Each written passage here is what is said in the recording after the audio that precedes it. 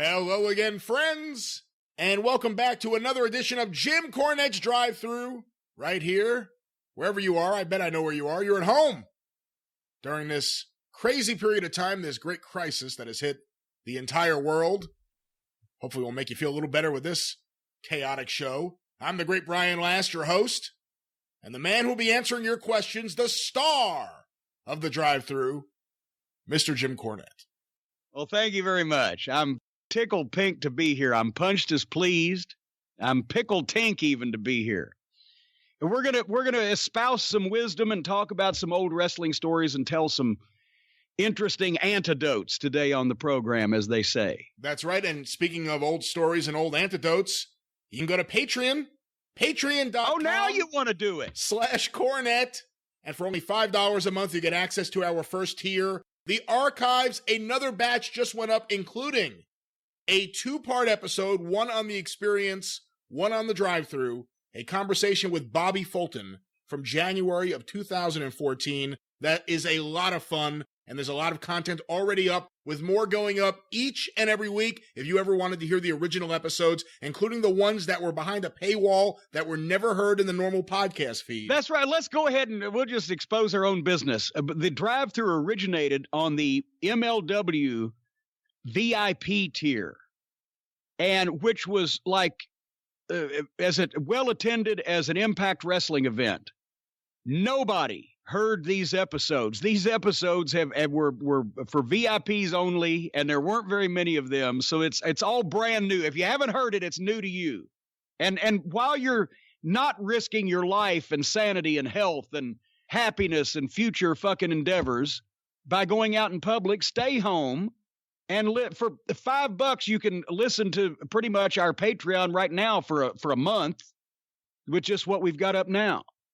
And then it'll all be over and everybody can go back to their normal lives. As the cop told Vince when he gave him that speeding ticket that day, if you have no more questions, you'll be free to go. And then he fucking spun out on the fucking side of the road and threw gravel in the cop's face, who stood there basically like the goddamn recipient in a fucking bukkake flick, and took what Vince had given him. Vince doesn't have PBA cards? What, the Pro Bowlers Association? What? Policeman Benevolent Association. He didn't give a fuck. The cop pulled him over. It was his first day on a job. It had to be. He was like 22 years old, and he was reciting the patter that they're supposed to and asking the questions, your driver's license and et cetera, like he had just memorized it. And Vince looked at this fucking guy like he had turds hanging out of his mouth, sat there, mumbled a few brief responses. The cop wrote the ticket, handed Vince the ticket and said, if you have no more questions, you're free to go. And me, I'm in the back seat with Bruce. JR's up front. Vince is driving because he wanted to. Normally we tried not to let him. And when the cop said that, we all three looked at each other like, if you have no more questions, you're free to go. And Vince snatched the ticket out of the cop's hand, threw it up on the fucking dashboard, popped it into drive, hit the fucking gas, and pulled off the shoulder, peeling out to where you could I looked around as quick as I could, and the fucking cop was like, put his hands in front of his nuts to protect himself from the gravel that was being thrown. I said, there's no way this guy's not going to get in the car and chase us. But he didn't, because he didn't want any more of interaction with Vince. Surprised he didn't have PBA cards, I have to say. I don't think he wanted to be benevolent to anyone. How dare you interrupt my day? I'm driving to Raw. Probably would have been better if someone derailed that drive to Raw, but better for Raw. But no, that's back when Raw was pretty fucking good, to be honest, 20 years ago. That's true. When it was doing high ratings and didn't have any writers involved. And Vince was, I don't know, still paying attention. I can't explain that, because he used to be able to do an exciting show. Even if there was all kinds of horseshit entertainment gaga on it, it was exciting and it was paced and it moved. And, I don't know what the fuck. Let me ask you something before we move on with the show. On that topic, who is the oldest creative person, formerly known as bookers, in wrestling history that was still on top of their game at the oldest age? I know it's kind of an unwieldy question, but Oh, goddamn. You know, is there someone who at 75 years old was still creatively with it and able to produce results? I'm trying to think, because the bookers usually were wrestlers, and they would have long since retired unless they owned a piece of the office. Sam Muchnick obviously was still with it until he retired, because his business didn't fall apart until after he retired. Yeah. But, you know, I mean, I don't know what Bill Longson was doing over there in those days, but I don't honestly, in the 70s and 80s, remember, by that time, if you were a promoter and you were 75 years old, you'd already made your money and said, fuck it. If you had been a booker at a high level, you'd already made your money and said, fuck it. I don't remember anybody really in the business except a few guys who just lasted. How old was Don Owen when he closed down?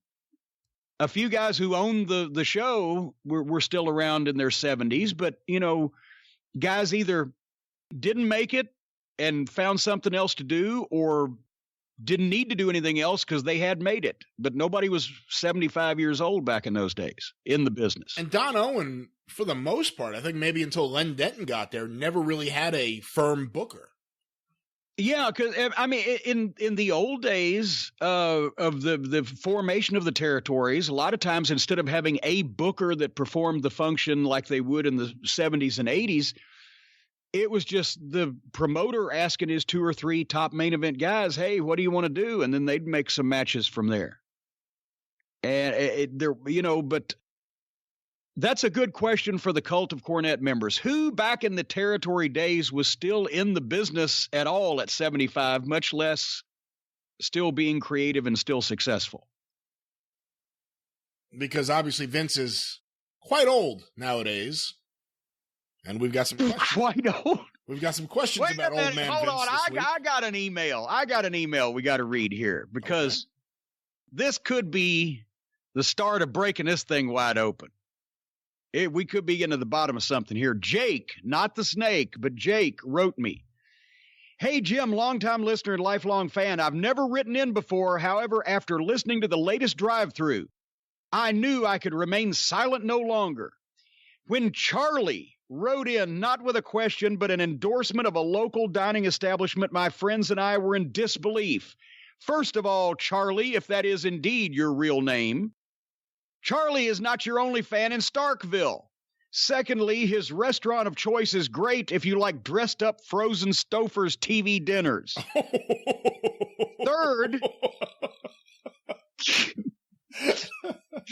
Third, I'm returning to school this year to complete my certification to become a private investigator, and I believe uncovering the identity of this supposed Charlie would make for an ideal final thesis.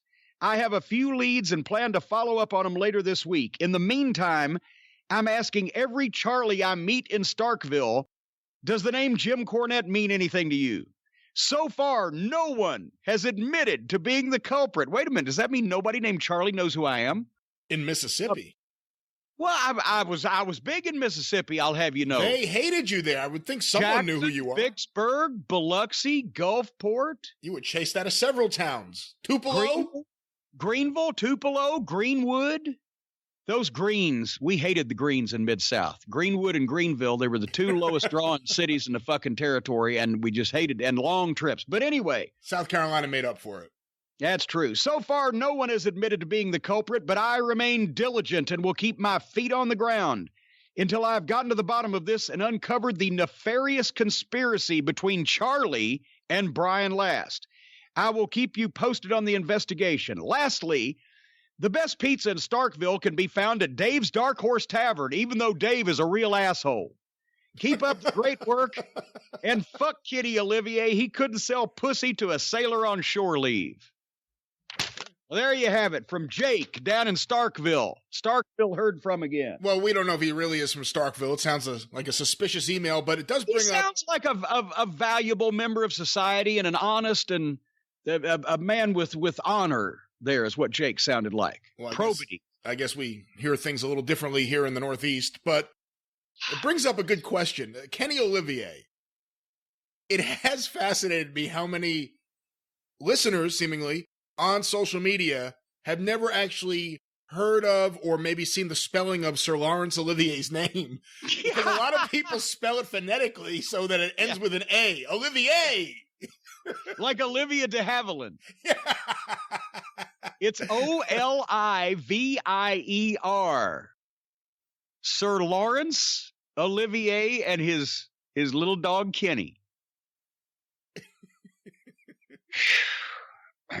Anyway, you see, I don't know what. Again, I love when Jim rips on Olivia. I'm like, what's wrong with Yeah. Well, it means the same thing. They know what we're talking about. They're just Laurence Olivier, the dramatic stage actor. He was the quintessential Shakespearean actor of his day, and now people talk about Meryl Streep as a great. Meryl Streep is a street urchin, a $3 a night prostitute on the streets next to Laurence Olivier, who ranks right up there with the greats like the Barrymores. She's pretty good. You don't think she's a good actress? Well, she's good, but when we're talking, legendary actors, you have to mention Olivier and Barrymore and people like that instead of, fucking Meryl Streep. Maybe De Niro also. Okay, well, at least now we're closer to the last half century.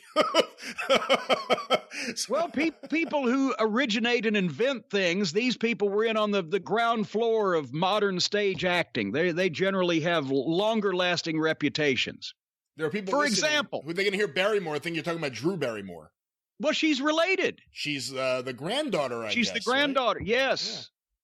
Yeah. And they've all had substance abuse problems, those Barrymores, or Barry Lesses. I don't know. I'll tell you what, I'm about to be buried here. Should we talk about it? Here's the thing. I mentioned that people who originate things, who are in on the ground floor of things, have the best reputations, and then the Johnny-come-latelys come along, and, they're okay for government work, but they're not really in the classic, in the pantheon of immortals. Well, when I'm starting to think about it now, there are names that are synonymous with the legal industry. People like Clarence Darrow, people like Johnny Cochran, people like Melvin Belli. Down through history, there have been these great attorneys, these great lawyers. But I think now for the 21st century, we have a new name. See what I did there? We have a new name, a new face, a new man on the scene, a new attorney that is reaching heights that the legal profession has never even dreamed of. He's new, he's fresh, he's different, he's capable, he's calculating, and he is, did I mention, new. Would you care to guess who this new attorney is, Brian Last? Call Stephen P. New.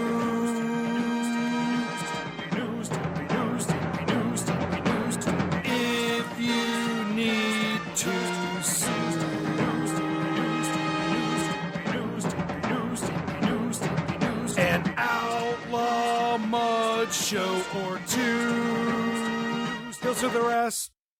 Yes, ladies and gentlemen, you're going to want the newest names in the pantheon of immortals in the legal industry. And I'm just wondering, Brian, do you think now will you be able to sue people that gave you the coronavirus because they transmitted a disease to you that is harming you in some kind of way, that is infringing on your personal space, that is a heinous act, whether it's done either negligently or on purpose? I mean, I don't think there's a lot of people just going around sneezing on people, although if I got it, I can think of a few I'd like to sneeze on. Do you think that those people will be able to get relief in court, in a court of law, like so many others have, by retaining the services of Stephen P. New at newlawoffice.com, 888-692-8084? Do you think? No. What? I don't think you're going to be able to prove where you got it from. If anybody can, Stephen P. New can. See, at least I got a laugh out of you there, and the people aren't going to know why, because we clipped it out. But in all seriousness, there's got to be some kind of, maybe a class action suit against the federal government because Trump disbanded the pandemic department that was supposed to deal with this stuff that Obama put in place after Ebola, and Trump disbanded it as part of his crackpot Republican theory of smaller government. When we get a bigger country, they want smaller government. Well, Stephen P. New does not put up with falderall and shenanigans and foolishness like that. So I think a class action suit against the United States government, because they got the money. Hey, you know what that famous bank robber, Eddie Sutton, said, why do you rob the banks? Well, it's because where the money are, or where the money is. Is, yes. Or plural, it's where the money are. The banks are where the money is. The banks are plural, the money is singular. But nevertheless, if you want to go where the money is, folks, Stephen P. New, if you ever leave your house again and you get in trouble and someone has infringed and impinged upon your rights and privileges, call Stephen P. New, because he could have talked Nixon out of Watergate, for heaven's sake, and he can go to bat for you. The opioid-addicted babies, the cancer caused by baby powder and by Roundup, and the genital gangrene caused by off-brand, improperly tested diabetes medicine. All these things and many more. Stephen P. New is the man for you. You can get even with Stephen. 1-888. Not even one, just 888-692-8084. When did they drop the one off of those? I'm not exactly sure, but it happened at some point. I still dial it. It works. Does it still work? Yeah, whenever I do a goddamn long-distance call, I dial 1. It works. It's just a habit, something I've always done. I haven't heard it called a long-distance call in quite a while. Well, what would it be? A phone call. It's a long-distance call if you're not calling in your home area. Anything outside your home area code or your home calling area is a long-distance call. When did you have your biggest phone bills? Oh, my God. The early 2000s with OVW. It's about $600-700 a month. So I had Sprint. I was getting points, but at some point after that is probably when they dropped the 1. And then also the ones in Smoky Mountain were hefty also, but not that bad. That fucking Rene Dupree. I loved him as a talent. But he got here. He was barely 19. He may have still been 18 when they sent him down here, and he looked 28. Huge guy, great size, great body, whatever. But he had a goddamn telephone because he's from is it Newfoundland, New Brunswick? Where was Emile Dupree? Where the Maritimes up there in Canada, over on the right-hand side past Nova Scotia, where it's even an hour ahead of fucking Eastern time. That's where his phone was from. And this was the first era. This was 2003, 2004. People just getting cell phones, widespread. So when he gets to Louisville, he calls me one day to go over, what we'd like him to do and just get acquainted and everything. And I talked to him for about an hour. Well, he called me and left me a message. I called him back. I talked to him for an hour. Don't think anything of it. A couple weeks later, I got my phone bill. That phone call was $110 fucking dollars. I was not happy. I told him, I said, get you a goddamn phone in Louisville and don't ever expect me to call you ever again. You call me. Hey, let me ask you about Rene Dupree, because obviously he had a great look. He had good size, a lot of potential, and he encountered a lot of problems in his career. A lot of people have attributed that to him being young and maybe immature. But what do you think? You had him there. You saw the talent.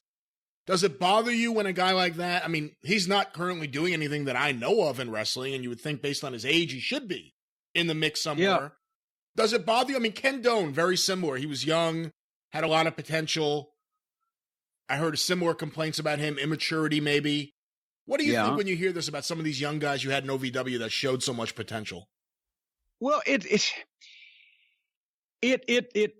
hurts. I would say it breaks my heart, but I have no heart. But it just pisses me off because we were telling them at the time, we were telling the WWF office at the time, this guy's 19 years old, this guy's 18 years old. Leave him here 3 or 4 years or open up another developmental territory and send him there after he has a good run here or whatever. You can't take these guys on the road at this age. especially when they're under 21. Under 25, you're not supposed to be able to rent a rental car. Although guys have gotten around that, especially when they're 6'4" and whatever, people don't even look. But Ken Doane had a lot of heat here because he was, immature. I remember one time, I won't mention any names, but Doane walks out of the Davis Arena after an OVW training session, and he finds another one of the guys letting all the air out of his tires. Not punching the tires, not, cutting them, just letting the air out. You can pump them back up. And I remember the guy told me, Doane looked at him and said, "What are you doing?" He said, "I'm letting the air out of your tires." And Doane said, "Why?" He said, "Because you're a fucking prick. And we're all mad at you." And then he walked off and left Doane to go get a fucking pump or find some way to pump his tires up. And so instead of taking that as, well, apparently a lot of people think I'm a prick, so I should possibly think about this and do something about it, or because he wasn't at the point where he was like me and could give a shit, right? He still needed to go somewhere. He called the office and stooged and named names. And that was the end of a lot of his good treatment among the boys here for quite a while, if possibly ever. But then, guys get older and they get more mature and they realize what the fuck, because it comes from Rene Dupree. He was a son of a promoter. He had, 18 years old, and he's already 6'2", 6'3", and he's 240, and he's got a great body, and he's a good-looking kid, but just mentally, and also, even if you've grown up around the business like Rene, you don't get it that quick. And there are prodigies. Obviously, Bobby Eaton, it was 18. He was on top for Nick and partners with the promoter's son, but he was not only the nicest guy in the business, but a prodigy. Terry Gordy got it in the ring, but he and Michael Hazel both, attest to the fact that when they were 19, 20, 21, they were hard as fuck to deal with.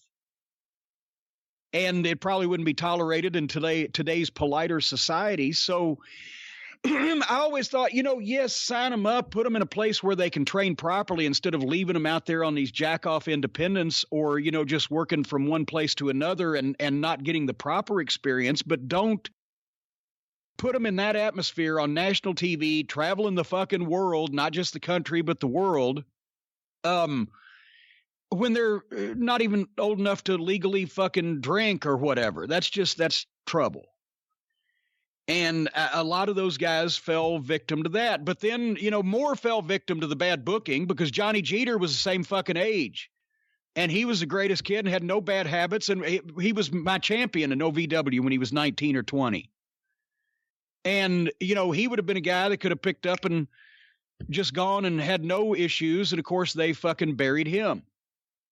So, it happened both ways. But, yeah, the younger you are like that, and especially, at least in the territories when guys started as teenagers, most times they'd be thrown in a car with a veteran or two, usually to drive so the other guys could sleep if they want to or drink or whatever. But you would learn by osmosis, by hearing the guys talk.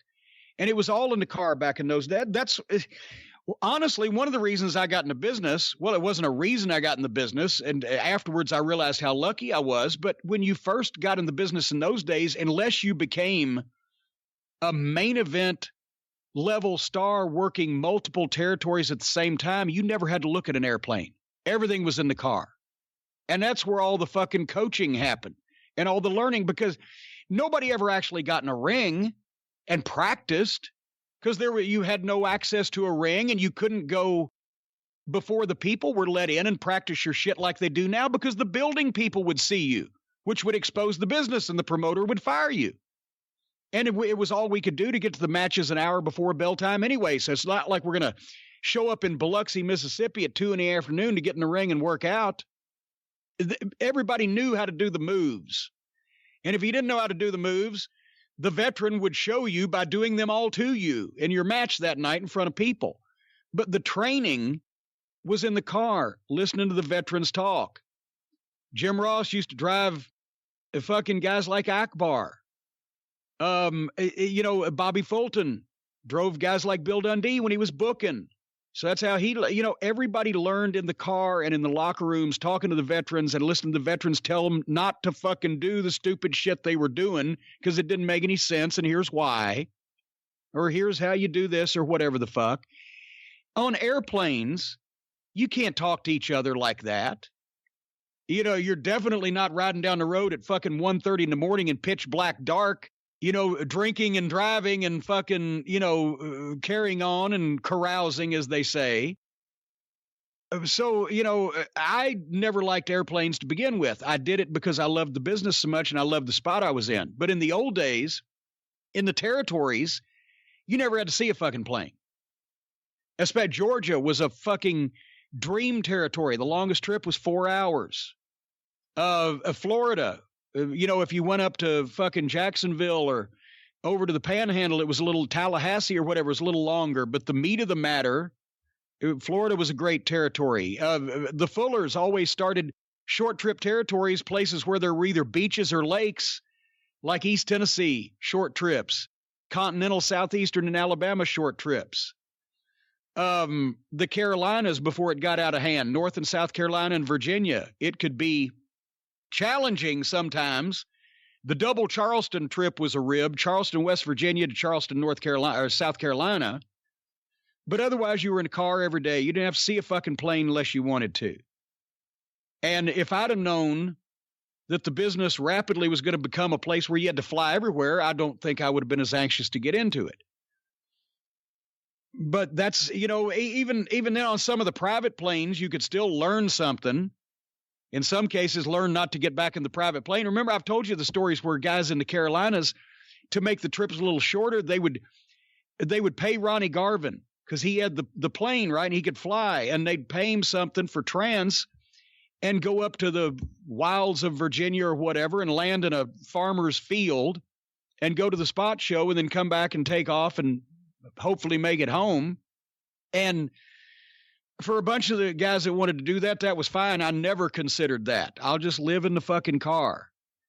Because there was Barry and Kendall Windham told me this. Well, I think I've told this before. Search YouTube. You've got the time, people. You're at home. But if you haven't got the time to search YouTube, just listen to me. I'll tell it again. Barry and Kendall Windham fly with Ronnie Garvin, and I'm trying to think who else was in the plane. Can't remember. But there's 4 of them. Single engine plane. They take off from Charlotte and they go to some spot show up in Virginia where, and people are saying, well, they're flying to a spot show. It was 200 miles away, but it was up in the mountains. So it was a little challenging. They're going to get home early. Plus there's, it's a high school gym. There's 1,500 people packed into it. So it's going to be a good payoff for those guys. They're on top, so they can afford it. But they land in a field that a farmer has. It's an open field with no trees or whatever. And Ronnie knew these people. He had places he could land his fucking plane out in the middle of nowhere with no airport all over this territory so that he could go and make these shows, right? So they land in the fucking farmer's field and he's there to meet them and he takes them in the fucking truck over to the school or whatever. And they have the show and they come back. Well, now it's pitch black. It's fucking 11 o'clock at night. And they're saying, Ronnie, how you going to take off? We can't see a goddamn thing. He tells the farmer, get in your pickup truck, drive down to the end of the field, and turn around pointing this way in front of the trees and turn your headlights on bright. Because if he clears the truck headlights, he's clearing the fucking trees, right? This is high-tech shit. So they're like, what the fuck? So he does it. He, in this single engine plane, he down the field and he takes off and he goes over and they say they're clearing the truck and they're clearing the trees. And they're like, all right. And they're flying back to Charlotte. And about halfway back to Charlotte, Ronnie says, I said, what's the matter? My alternator's going out. Because he had an issue. I guess planes have alternators too. They had seen him hook his plane up to jumper cables to the farmer's pickup truck. Oh, man. I'm serious. They'd see it and he still got back in his fucking plane. So he said, the alternator's out. Well, what does that mean? Well, that's why we haven't got any lights. There were no lights on the dashboard suddenly. Now the fucking engines are running, or engine is running, and they're still flying, but they don't have electric power. Right? So they can't use the radio. They don't have any lights. And then he says, well, I guess we're going to see if the fuel tank switch is electric. Because there's 2 fuel tanks. And when you use the fuel in one tank, you flip the switch and it goes to the other tank. If that operation is electric, they ain't going to make it. So he's got Barry Windham with a flashlight, holding the flashlight to the dashboard so he can see how to do this shit, right? Kendall, for some unknown reason, is in the back seat asleep. I don't know why he would be asleep through this unless he had some help. Ronnie flips the switch, and boom, there we go. Okay, we're good. The other fuel tank kicked in.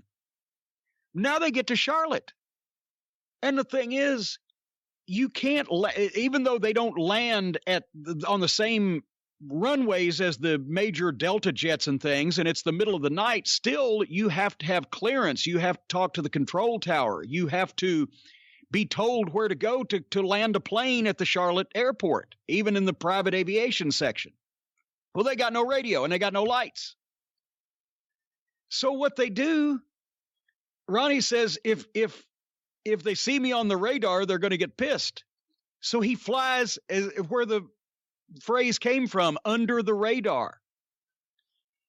They said that Barry told me this, he flew past the 28th floor of the 30-story bank building they built in downtown Charlotte. Oh, man. And Barry is kicking fucking Kendall in the back seat like, wake up, you're never going to see Charlotte like this again. So they come in with no lights. Nobody knows they're coming, under the fucking radar, 1:30 in the morning or whatever the fuck it is. And Ronnie lands at Butler Aviation, wheels the fucking plane behind a goddamn building. They all jump out, grab their bags, get in their cars, and go home. Nobody knew they were there. Next day, he went over and made, arrangements for his fucking plane to put it back where it was supposed to be.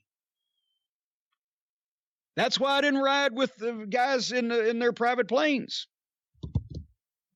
Where were we going with that?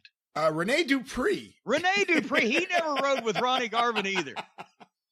And that's another. Rene was cocky at that age, and really, he needed maturity, and they didn't give it to him. And then, of course, he was of French descent, which didn't help things.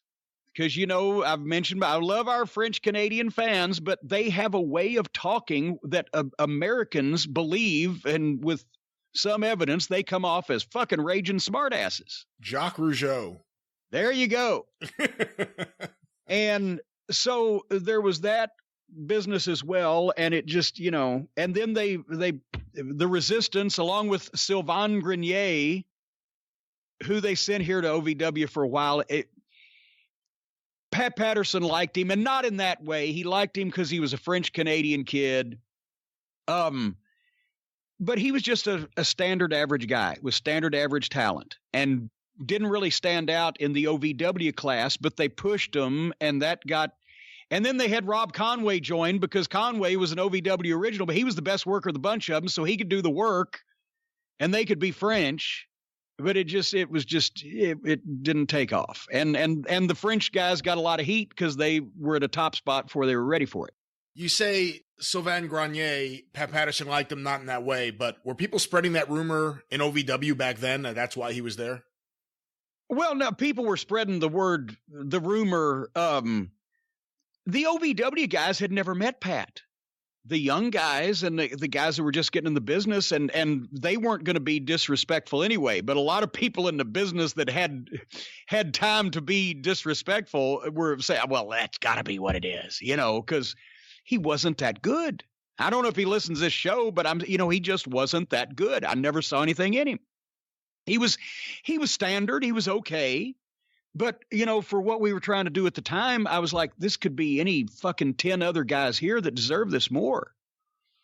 And that was, then finally, as they as they saw, you know, why the fuck is this guy getting all these opportunities? They still didn't say, well, he's fucking around with Pat, but it's obviously he was Pat's pet because he was French Canadian. How old was Randy Orton when you got him? 19. Holy shit. I just saw a picture of Randy Orton that somebody tweeted. It was Alan. Cheap Shot. He tweeted a picture of Randy when he was 19 or 20 in the old building when we were in Jeffersonville at the old Davis Arena. And we had a photographer take some pictures, and he liked the bombed out look, bunker look of the building behind the OVW Davis Arena at that time, because we were in this deserted complex in Jeffersonville that had been there for 100 years and was getting ready. Once we moved out, it was getting ready to be torn down. And just the broken windows and the brick walls and the, empty building and everything. And he was just so young and so baby faced and didn't have all the tattoos and, et cetera. But, he had issues as well with maturity and also being the son and grandson of a legend. But, finally, he got it, but it took him, he was a natural seller. His work was not tremendous from the start. But I should say he wasn't a natural seller. He looked good, but he had troubles. He sold with his head down.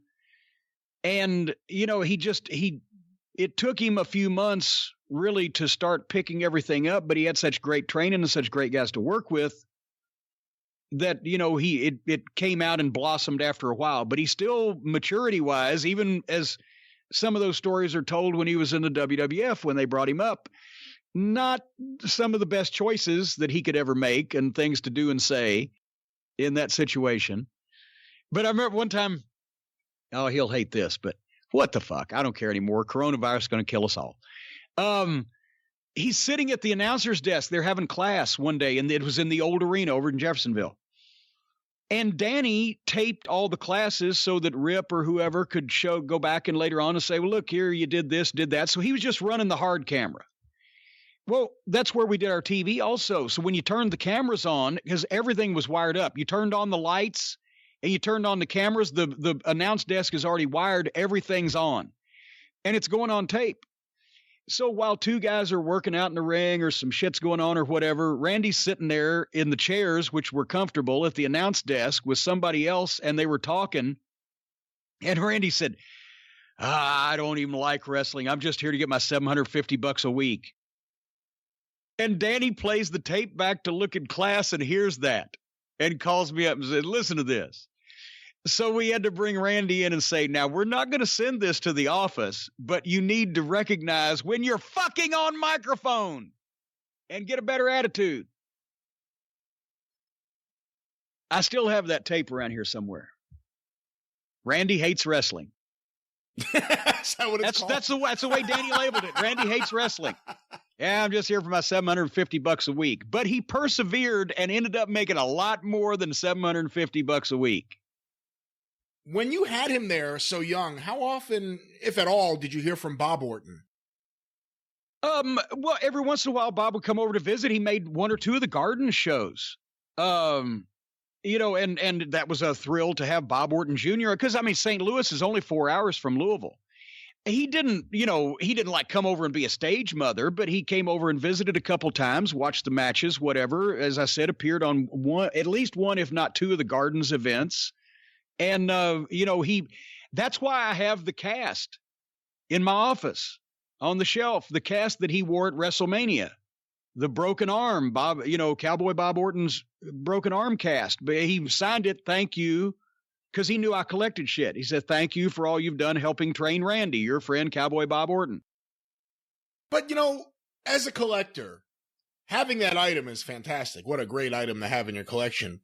Doesn't it bother you to have him sign it? Because that changes what it actually is. It goes from being the item to now being the item but having writing on it, even though it is his signature and it is personally inscribed to you. Like I would, if I had a program that was like a legendary night, I wouldn't want it signed. I would want it immaculate. But wait, there's more. You wouldn't want the program from the night that Ric Flair won his first world championship, signed by Ric Flair himself. Not only was it in the building that night, but it was in Ric Flair's hands. You wouldn't want the cast that Bob Orton Jr. Wore at WrestleMania if you were told not only did he wear it at WrestleMania and in that famous angle, but then later on he gave it to global wrestling personality Jim Cornette for helping train his son Randy, who became a global wrestling personality himself, and autographed it commemorating same. That makes it even more unique. It's not just some fucking kid playing crayon with the thing. Okay, I can see it both ways, actually. Well, you can see it both ways because I just talked you out of seeing it your way, but you can't admit it. So now you're seeing it both ways. Well, only one way is right, and that's mine. The sooner you learn that, the better off you'll be. Well, we actually have a lot of questions that were sent in this week. Well, I've got a question. Are now you're not butthurt about that, what I just said. Are you sore? Is your ass sore about what I just said? No, but my knee's a little sore. Well, I got something for you. Oh. Just real quick, besides utter contempt. Omax Cryo Freeze. If you're sitting in the house, ladies and gentlemen, you don't have coronavirus, but you can't get outside and move around in public and your joints ache and your soreness and your arthritis or whatever the case, Omax Cryo Freeze has got you covered. And we read the email, was it last week on the Experience or on the Drive Thru? These shows tend to blur together. I think it was the Experience. Well, we read the email last week on the Experience then from Ardis, one of the Cult of Cornette members, who said that he had torn his Achilles tendon years ago and he never got a chance to do the proper rehab. And now that his son has been born, he was afraid he was going to have to be sitting on the couch and not participating. But this is the only thing that's given him some relief from the pain that he still has is the Omax Cryo Freeze. We talked about my mother-in-law, who has had I started to say a nip and a he replacement. Her nips are fine, but her knee and hip were both replaced. And she said it's the best stuff she's ever used, whether it's the sport cream or the roll-on. They've got an entire line of products that help sore muscles, joint overuse, aging, aches and pains. It's a breakthrough formula. It's CBD powered, but there's no THC for those of you who are asking, positive or negative on that. But it's basically, it's a wonder drug is what it is. And your whole family is taking control of your supply. I barely get any around here, some to put on my sore knees every once in a while when I'm a good boy. But Omax now is giving the Cult of Cornette members the opportunity to save 20% off site-wide, all the products, if you go to Omax, O-M-A-X Health, HEALTH.com, omaxhealth.com, and enter the code DRIVE to take advantage of the deal that we get for the Cult of Cornette listeners, 20% off the Omax Cryo Freeze and everything site-wide. And this is something, along with a few of our other sponsors, that the listeners have really responded to because it works. And you don't stink down the road like you do when you put that icy hot stuff on. You know, it gives you the menthol and it gives you the oomph, but the smell is not nearly as loud. So don't let muscle soreness, as they say, continue to be an excuse for not living an active lifestyle. Go to omaxhealth.com and feel relief faster. Would you like some relief? My family has, in fact, stolen my entire supply. Well, your whole family are thieves. Well, maybe Suzanne's side of the family. Gypsies, tramps, and thieves. Okay, well, let's continue on with this fine program. We have questions. Have we got any questions? Oh, we've got a plethora of questions that were sent in to CornyDriveThru@gmail.com, some on Twitter using the hashtag CornyDriveThru. One that we have received from many people since the Experience came out, actually, and the world has gone completely nuts.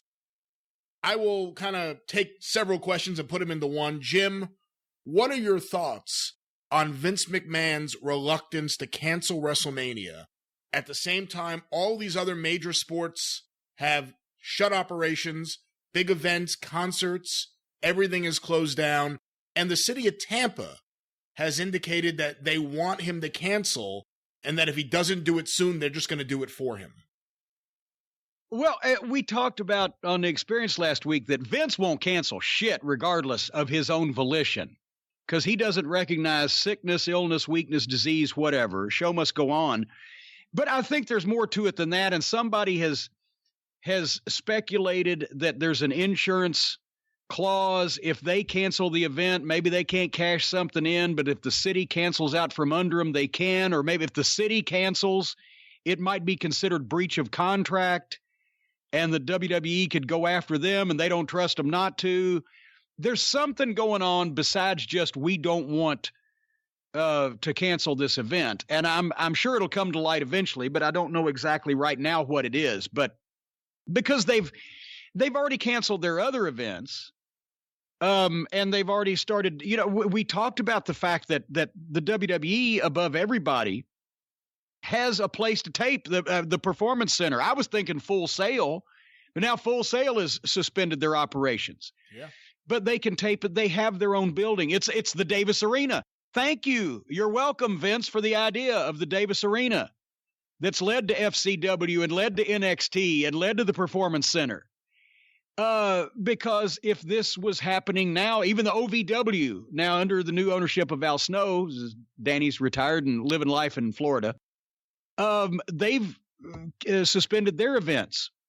But we would not have had to suspend our television show because we could have taped from our building that we had access to anytime we wanted. It's the same thing the WWE is doing. AEW doesn't have that luxury yet. Actually, they do. That building in Jacksonville is owned by the Cons. Or by Shad Khan, I should say. I did not. But by the Cons? You mean the people at the state penitentiary? No. The ex-Cons. Yeah, the ex-Cons. Well, okay, I didn't know they owned the thing, but well, in that case, then that's what they'll probably be doing. And people are going to say, well, you still can't have people.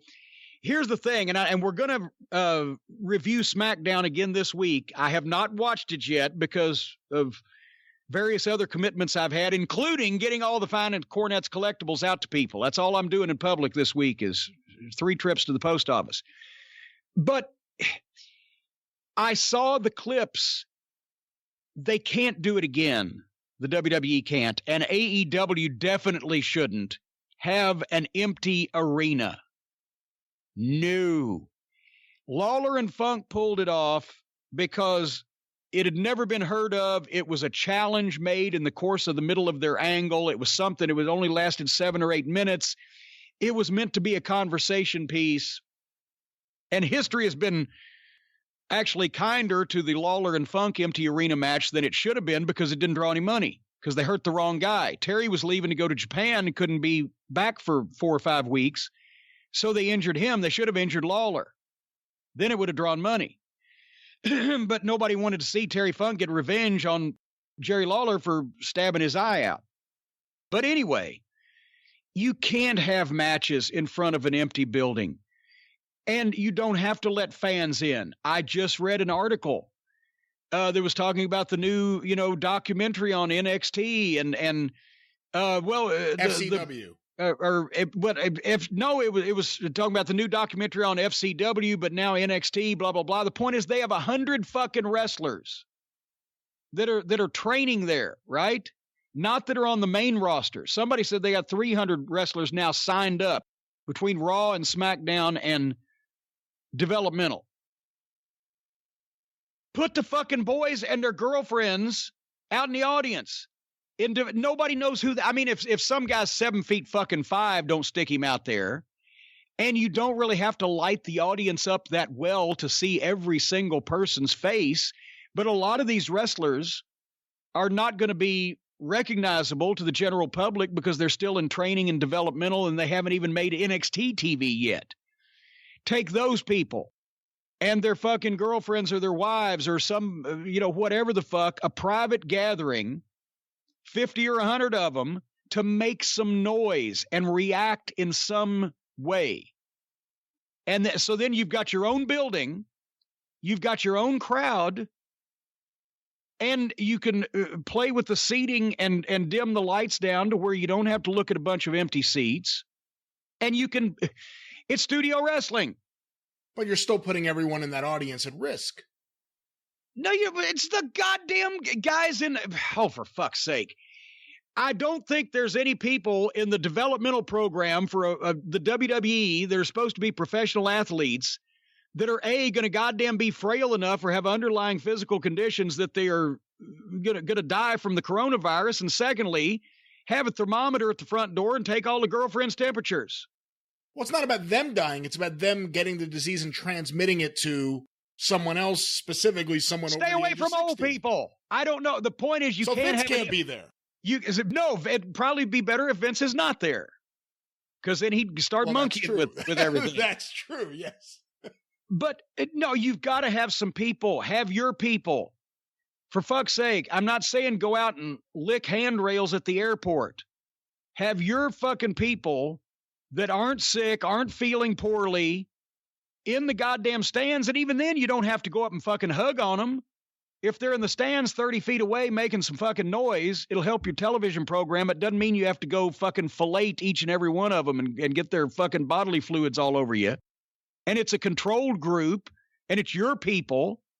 And then if something happens, it happens. But you weren't out in the goddamn general public. You didn't endanger any public, and you made your television program better. Because if you cannot do wrestling in front of no people, as everybody who has ever seen one of these angles tried an empty fight or a fight in an empty building or gone to an outlaw show that drew 12 people, you can't do it. It looks even. Well, let me ask you. All WWE wrestling right now looks phony to me because of the way it's presented. And it looks and sounds even phonier with no reaction or response from an audience. If you were booking something and I told you, Jim, for the next month, you could have no audience there, do you think you'd be up to that challenge? You think you'd be able to put on a show? And again, you don't have to have matches. You could do interviews. You could do even interviews on location. You could have, obviously, archival footage, however you wanted to put that show together, or you could have matches in an empty building. If I told you you had 1 month, no audience, no ifs, ands, or buts, can't get around that, do you think you'd be able to do it? No audience, not even the wrestlers in the stands. No one in the stands cheering for themselves. No. Then I would do one program with interviews and clips of previous week's television to explain why the fuck you weren't going to see us on TV for a month, and then I'd do best ofs for 3 more weeks. I would not have matches in front of no people on a regular basis for an entire television show and multiple television shows. It would kill your talent and your fucking, and it looks phony. It looks and sounds even phonier than modern day WWE sports entertainment wrestling does. To have nobody there. It just does for whatever reason. Look at all the fucking outlaw shows. ECW used to do this weekly. They'd do angles in the back where people were getting beat up in the back or in the whatever the fuck. In a parking lot, a 3-minute angle with people yelling and screaming and trying to break it up, that's okay. But you can't just go out and have fucking matches with absolutely nobody there. It's just fucking death. Miserable. Back to WrestleMania, do you think it's a foregone conclusion that it will be canceled? Oh, they ain't going to fucking have it. They're not going to have on that date. I can't imagine that they would. And maybe Vince has said, oh, fuck it, this will blow over in a couple of weeks. We don't have to announce it now, pal. But whatever the reason is, the city and the company are playing chicken and wanting the other to make the call. There has to be something more to it because the city of Tampa is not going to care that much about pissing Vince McMahon off.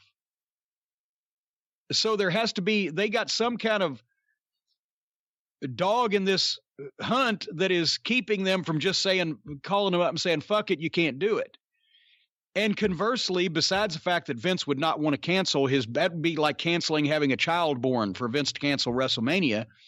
But there's got to be some business reason why they are continuing to drag this on when they have canceled their other events or postponed them or changed them or whatever. And I don't know what that secret could be at this point, but something fishy is going on.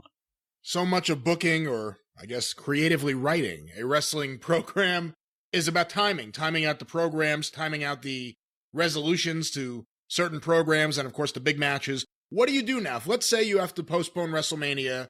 I mean, it's not going to happen. They're going to have to postpone it. But let's say you postpone it to July, August, and that's probably optimistic, considering the type of operation and production it is, and just there's so much going on. We still don't know when all of this is, when they're going to say, things are calm now, you can at least go back to the restaurant or whatever. Yeah. What do you do? I mean, you've been building up Brock versus Drew McIntyre. You've been building up certain things.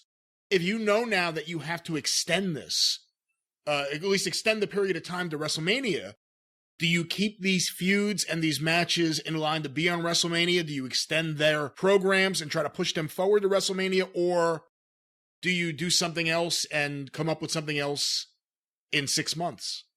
God, maybe a combination of all those things. If you were set on your main events as being your biggest money drawing matches, that's what you've got to have. But you can tinker with the card a little bit and maybe have a couple of the underneath matches that were scheduled on a television program on Raw or SmackDown and do something out of that leads to some change or maybe a stipulation, or just tweak it up a little bit where you're not just advertising the same thing.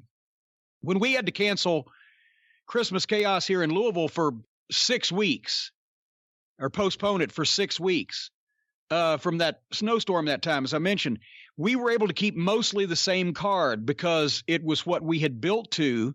And I, with a couple of underneath changes and to freshen things up, you know, a little extra added parsley or garnish on it or whatever. But over the course of, 6 weeks of television, I still managed to keep the same thing alive and keep people's interest in it. But that was 6 weeks. And a week or two, that was during Christmas time where it was best of shows anyway, Christmas and New Year's. So really it's more like 4 weeks of TV. You can't do the same thing for 3 or 4 months. You maybe can keep the main events, a couple of main events, but you've got to change things up because you can't just be treading water like that. And I don't know that no major show in the history of wrestling has ever been postponed for several months. So, we'll see what happens. But as far as if I was AEW, instead of, because as I mentioned, they've still got to get the guys to them. Even if they have empty arena matches, they still got to get guys there. And now you have to fly. And I said on the experience, if the show's running, the show must go on, and you're a fucking pussy if you don't go if everybody else is going, right? But that's also, now you can't just get in your car and travel with your friends. You have to go through the airports and shit because wrestling is so fucked up now that you have to fly all across the country just to make a goddamn living. You can't draw in a fucking regional area anymore. So that's not something that everybody be looking forward to. So go ahead. As I said, you're talking about billionaires here.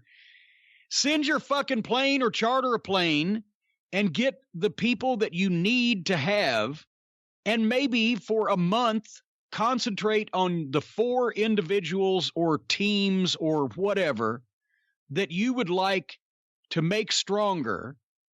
And especially with AEW, sit them down, do sit downs, do some promos, get some match footage, do some packages, tell a bio story, and have a highlight show. Since they got 2 hours, you do a couple of different people. But do your main event talents and your main event teams and have a good idea on who that is. I don't think anybody wants to hear more behind the scenes of the butcher, the baker, and the candlestick maker. But for that kind of audience, they'd love to see the young bucks on the road or at home, or more about them or whatever. Focus on specials on your top talent and get them over as good as you can. So when you resume your shows, maybe they look a little better in the process. Do not have matches. I repeat, do not have any more matches than you absolutely have to in an empty building in front of no people making no noise, because it's hokey as fucking shit and it looks phony as a football bat. Obviously, the ratings have started to go down a little bit, but this version of the XFL has been critically better reviewed than the original version, and now Vince has had to shut down the XFL. That's nothing. He's got to be fucking hot. right? He's got to be hot. What the fuck? This thing is snake bit. It was shut down the first time by popular demand, and this time it's halfway getting over, and they fucking bring in a fucking virus to shut it down. Yeah. These other sports at least have seasons. So it's not like everybody expects it to go on year round no matter what. We do know what its life is like without football or basketball in this country because much of the year that's the way it is.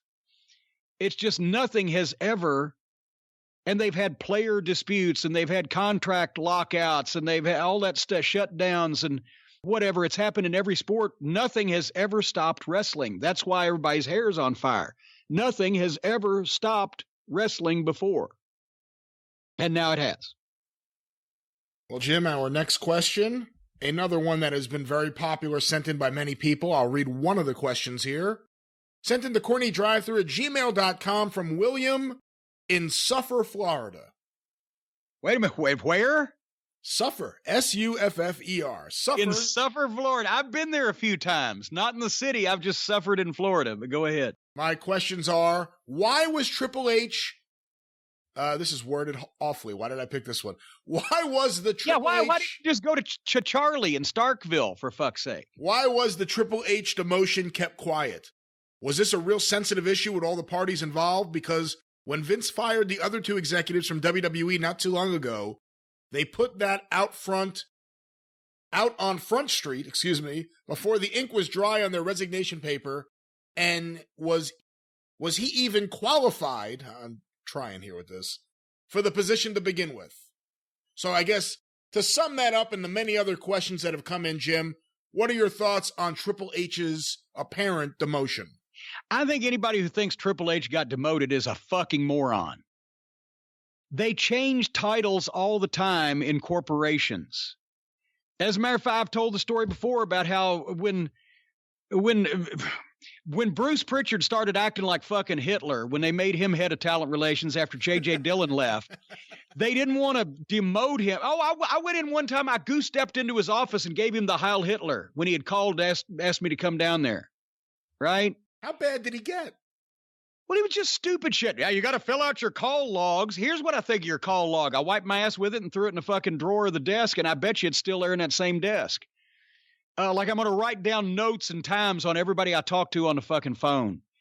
He had authority and he was just trying to, be an executive. I hate business people for just such a reason.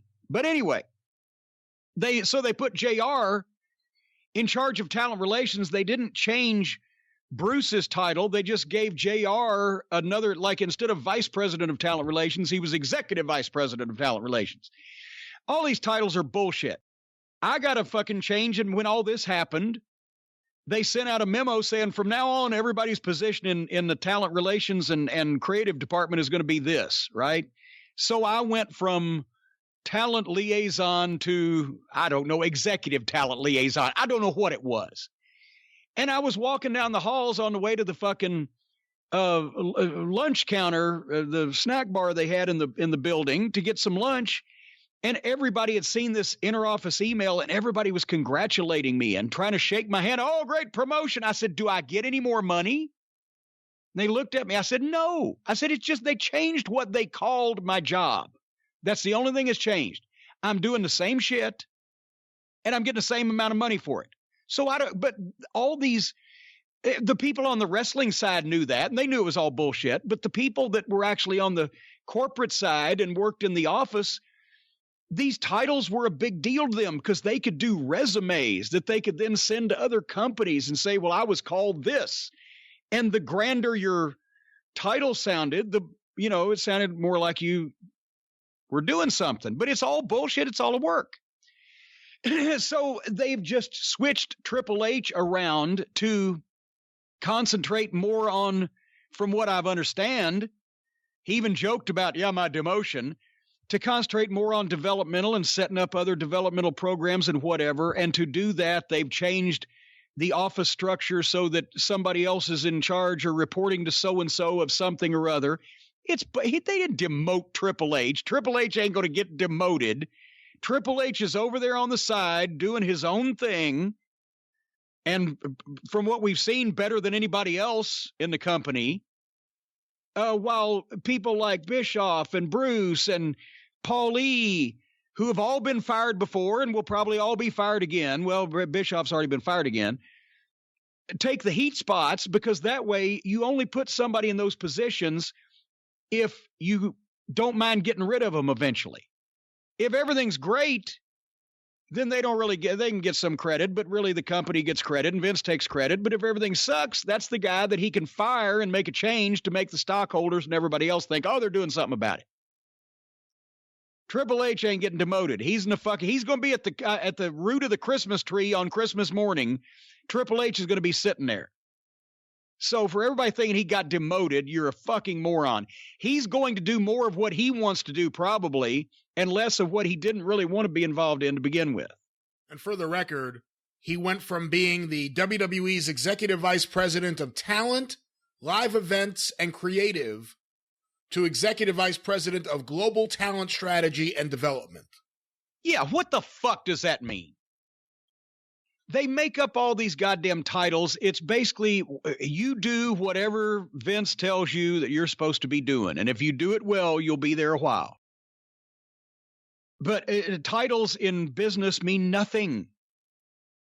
Because the people that worked the hardest were the people that had the shortest titles. Our next question. Congratulations on your promotion, Jim. What? I'm like, I'm still going to pay the same thing for chicken fingers down at the lunch counter. So I don't know what the fuck. Our next question sent to CornyDriveThru at gmail.com. They even reprinted me business cards, by the way, with my new title on it. They reprinted the cards that I never used anyway. They gave me business cards when I started. I've still got like 10 here. If you have a business card in wrestling, except to hand to like sponsors, if you're a promoter, that means you're a fucking mark. I never gave anybody a business card. Did WCW give you business cards when you were on? Yes, as a matter of fact, yes, they did. I've still got them too. I've never given anybody a fuck. If I want somebody to have my phone number, I'll write it down and hand it to them, or let them write it down and I'll tell it to them. But business cards and like when I first saw guys actually sending out resumes, like with their fucking high school and college and information and how they had worked as, you know, an assistant at fucking CVS or whatever the fuck. I'm like, a wrestler is sending me a resume. I don't care whether he went to school at all or not. Can he fucking wrestle? Can he talk? It became crazy in the 90s with all this outside shit coming into the wrestling business and business cards and resumes and executive titles and whatever the fuck. It's fucking ridiculous. It's a work. Please send me a WCW business card with your personal inscription on the back so I could add that to my collection. I will find one of those. The only time I ever made myself business cards was in OVW when I actually did have to go out and not tell people I was the booker, but tell people I was one of the promoters and was selling the sponsorships and etc. That was legitimate, but when you have guys actually giving each other their fucking business cards in the wrestling business, that was a sure way that you knew that somebody was a goddamn idiot. It was for somebody to hand here's my card. What? Well, I have to think at Smoky Mountain, Sandy Scott must have had something. Who had business cards in Smoky Mountain? Sandy Scott. That was it? That was it. Horner didn't insist on you giving him business cards? He may have printed some for himself, but you know what? Executive in charge of monkey business? I don't know what the fuck. And nobody knew that I was anything but the heel manager. Only the TV stations that we dealt with and select sponsors, several of whom were already smart to the business, knew that I had anything to do with the promotion, otherwise than being a prick heel manager, because we couldn't advertise that or it would have killed the fucking business. Our next question, Jim, sent to CornyDriveThru at gmail.com from John Almont. And this is another one very popular, and surprisingly, in the last 2 weeks, a number of people have sent it in. I was wondering if the stars aligned in a perfect world for the right price, would or could you entertain the idea of managing the Revival in AEW? Before you drop me on my head, please keep an open mind. I love you guys. I'm not going to, what's his name? John Almont. John, I'm not going to drop you on your head. I wish that could have happened. I really do. But a lot of people say, goddamn, Cornette's been wishing for them to go out of business. No, wishing and predicting are two different things. And now I'm not even predicting they're going out of business, because we've seen that, especially now we've been watching Raw and SmackDown, that people will accept a substandard show with a lot of goddamn gaga on it that's stupid just because it's better than the other shit they've been watching. But going into this thing, I thought, okay, I've heard from Tony Khan he's going to be in business with Olivier and the Young Bucks. I'm afraid this is going to be an outlaw fucking mud show fiasco, but let's let him prove me wrong. And before they actually started running events, if you'd said on a limited basis, and that there wouldn't be any fucking airplanes involved, and it would be like a few TV appearances or an angle for a pay-per-view or whatever, that I would have been glad to do something with the Revival, because I like those guys and I'd want to help them get over and get in a better position. And who better to tell people what fucking pricks the Young Bucks are than me, because it would all be legitimate and people would know it was legitimate, and that's why it would get over. So I was open to that idea after I saw whether or not it was going to be a fiasco or not. And I believe then during that first pay-per-view, before they even got television, that's when we had the legless boy and the fucking, grade school child and the whole bunch of gaga. And it was even, and pockets, and it was even worse and more outlaw indie mud show than I thought it was going to be.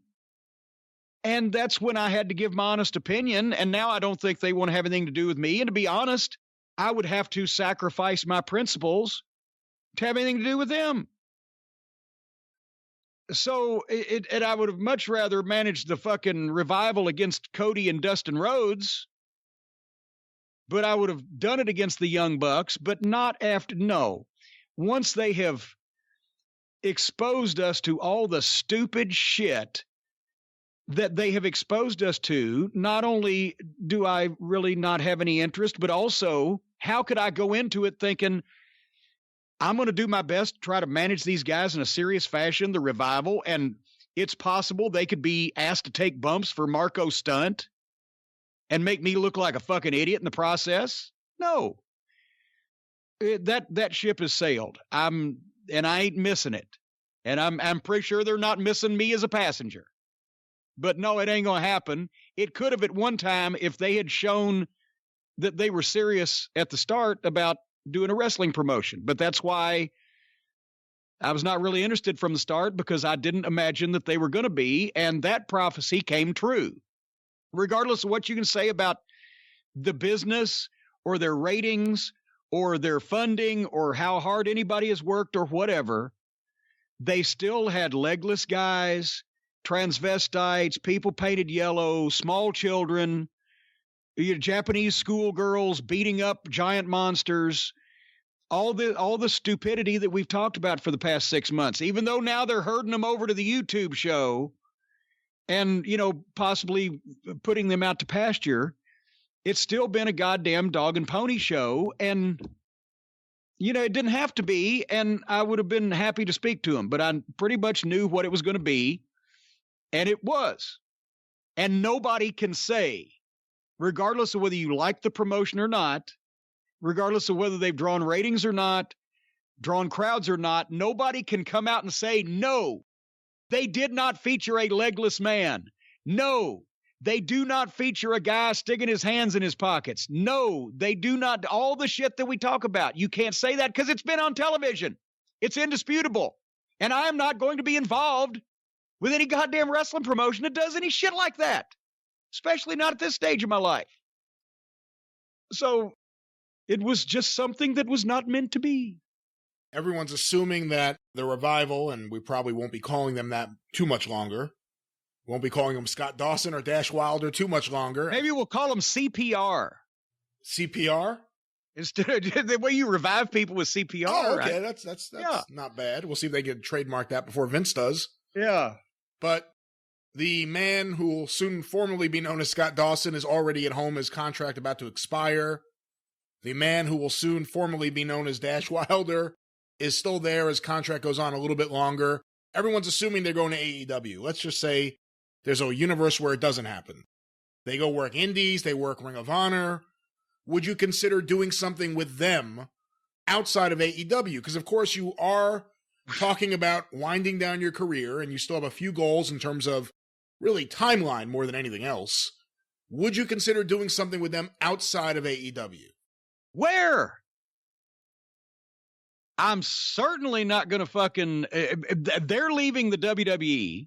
If we take AEW out of the pit, this is why I'm not doing anything right now. There's no wrestling promotion in America that I'm particularly interested in fucking being involved with. The last one didn't work out too well because of Liver Lip Lagana being a pussy. I'm certainly, that ship has sailed that I would ever trust the NWA again. I wish them all the best and they can do a fine show, but I will not be a part of that because why would... This is what I've never understood people that go back places that have fucked them the first time. Expecting, isn't that the definition of insanity? To do the same thing over and over, expecting a different result? If they went to MLW, I don't have any problem with Court Bauer. I've mentioned that, Jesus Christ, the fucking thumbtacks. And, oh, by the way, the Warthog, old Callahan, he said, I'm not going anywhere. I'm not making any of my bookings as long as this virus is a thing. So he's an even bigger pussy than we thought.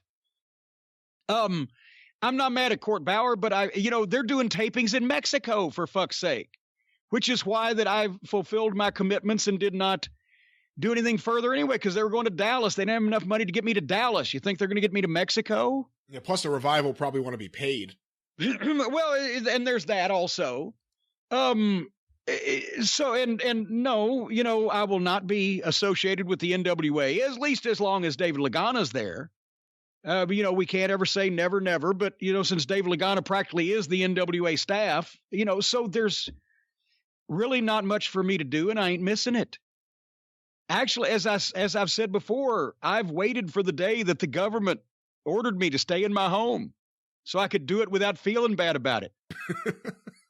Because what do I do now? I go to the post office 3 days a week. It's a mile and a half each way, and I'm enjoying it. So, it's probably not going to happen. And I'd like to, if I was a little younger and there were more wrestling promotions around that actually did wrestling without having the intergender bullshit and the fucking, all the other gaga that we talk about, staple guns and fluorescent light tubes or whatever, or the silliness, they're a great tag team, but it just, I came too soon. And boy, when's the last time you heard that? You came too soon. I came too soon and they came too late. Okay, well, another popular topic that a lot of people have sent in questions about is Matt Hardy. So let's ask one of these questions. But before we do, someone sent in a comment here. This is from Frank in Las Vegas, sent to CornyDriveThru@gmail.com. I just watched the most recent Free the Delete, I guess that's his YouTube program, and the Young Bucks were charged with burying Matt Hardy. When the Bucks put Hardy in a casket, he quickly replied in a Vince tone, "Oh my God, get me to a medical facility." But here's a question actually about Matt Hardy. This is from Dunk Gatto to CornyDriveThru@gmail.com. I'm a big fan of listening to your shows. They help me get through the workday. I enjoy your AEW reviews, and with all the rumors of Matt Hardy being the exalted one, I'm curious to what Jim thinks about the broken Matt gimmick. It was popular at the time it first came out, but sometimes can get silly and go too far. Also, do you think Matt could save the Dark Order, or is it too late for them? Well, I think they'd be absolutely out of their minds if they have Matt Hardy involved with the Dark Order. That's like getting a 5-star Michelin chef and putting him in a fucking hot dog stand. There's no way the star can benefit from that. You just make the star look less instead of the fucking underlings look better. I didn't see almost any of the broken Matt Hardy thing or the YouTube stuff or the deletions because I have liked Matt and Jeff Hardy as people and as talents since I met them when they were teenagers coming to do jobs in the WWF shows. And I did not want to have to chastise them, shall we say, for doing silly, phony bullshit. And I heard of what some of it was, where people were appearing and disappearing, and, you know, I don't know what all they did on those TNA videos that everybody was raving about. Because let's face it, if it took away from normal TNA programming, people are going to rave about it regardless. I'm sure it was entertaining, whatever the fuck, but I didn't want to see it because I didn't want to have to change my opinion of Matt and Jeff Hardy. They can, without doubt, get over in any wrestling environment because they know what they're doing and they're good, especially when, Jeff is... he's been injured, I guess, but now he's back in the mix in the WWE, probably running out his contract, which they suspended it, whatever. Matt, the older brother, has always been, he's not as spectacular in the ring, or wasn't as spectacular in the ring, but I always got the idea that he cared more about the business and he's the guy that would have been a booker in the old days. If this was the 80s, he would have ended up being Crockett's booker, even if he wasn't Crockett's biggest star in the ring. I saw them at a show as a matter of fact, it was 3 or 4 years ago when they were doing that thing in TNA. I went down to an independent show in Oklahoma. Jim Ross was helping the promoter get some talent together, and I managed the War Machine, who are now the fucking Vikings, that horrible gimmick, against the Hardys. It was a great tag team match. I had a fucking ball doing it, but Matt was wearing the outfit, had the hair all out and wearing the long house coat thing. And I got on a microphone. I said, "Matt Hardy, what's happened to you? You look like a cross between Vincent Price and Beatrice Arthur." What the fuck, right? But they wrestled a great, serious tag team match. There wasn't any gaga or any disappearing people. They can work.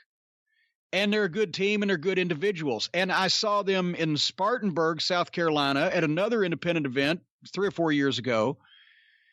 And I told Matt, I said, this is what I would, in the old days, this is what Matt would have done in the old days of wrestling. Maybe at this point, he's not even caring about it. But the Hardys are now North Carolina's favorite wrestling sons, especially out there in eastern North Carolina, where there ain't a lot of big cities. They're local celebrities, which is why they've been fucked with by the police out there on occasion, because everybody knows who they are. Matt Hardy should be the local promoter for any major wrestling event in North Carolina. With his name and his knowledge of the business, he could go and get some buildings lined up. And whether they're with AEW or the WWE or, well, WWE doesn't let anybody do anything, but any other wrestling organization, Matt should be the guy that have the Carolinas sewn up and be able to bring in talent and either run his own shows or promote shows for a group like AEW. But he could draw some fucking tremendous houses out there with good local promotion that he knows how to do.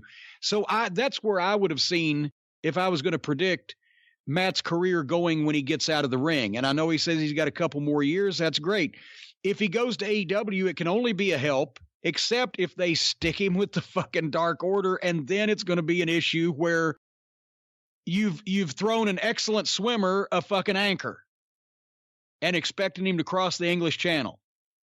Why the fuck would you do that? You don't take a hopeless cause like that shitty team and that shitty gimmick and put a major star with them to try to help them get over when it's a lost cause. You only do that with guys that can handle the rub and deserve the rub and can take the leg up.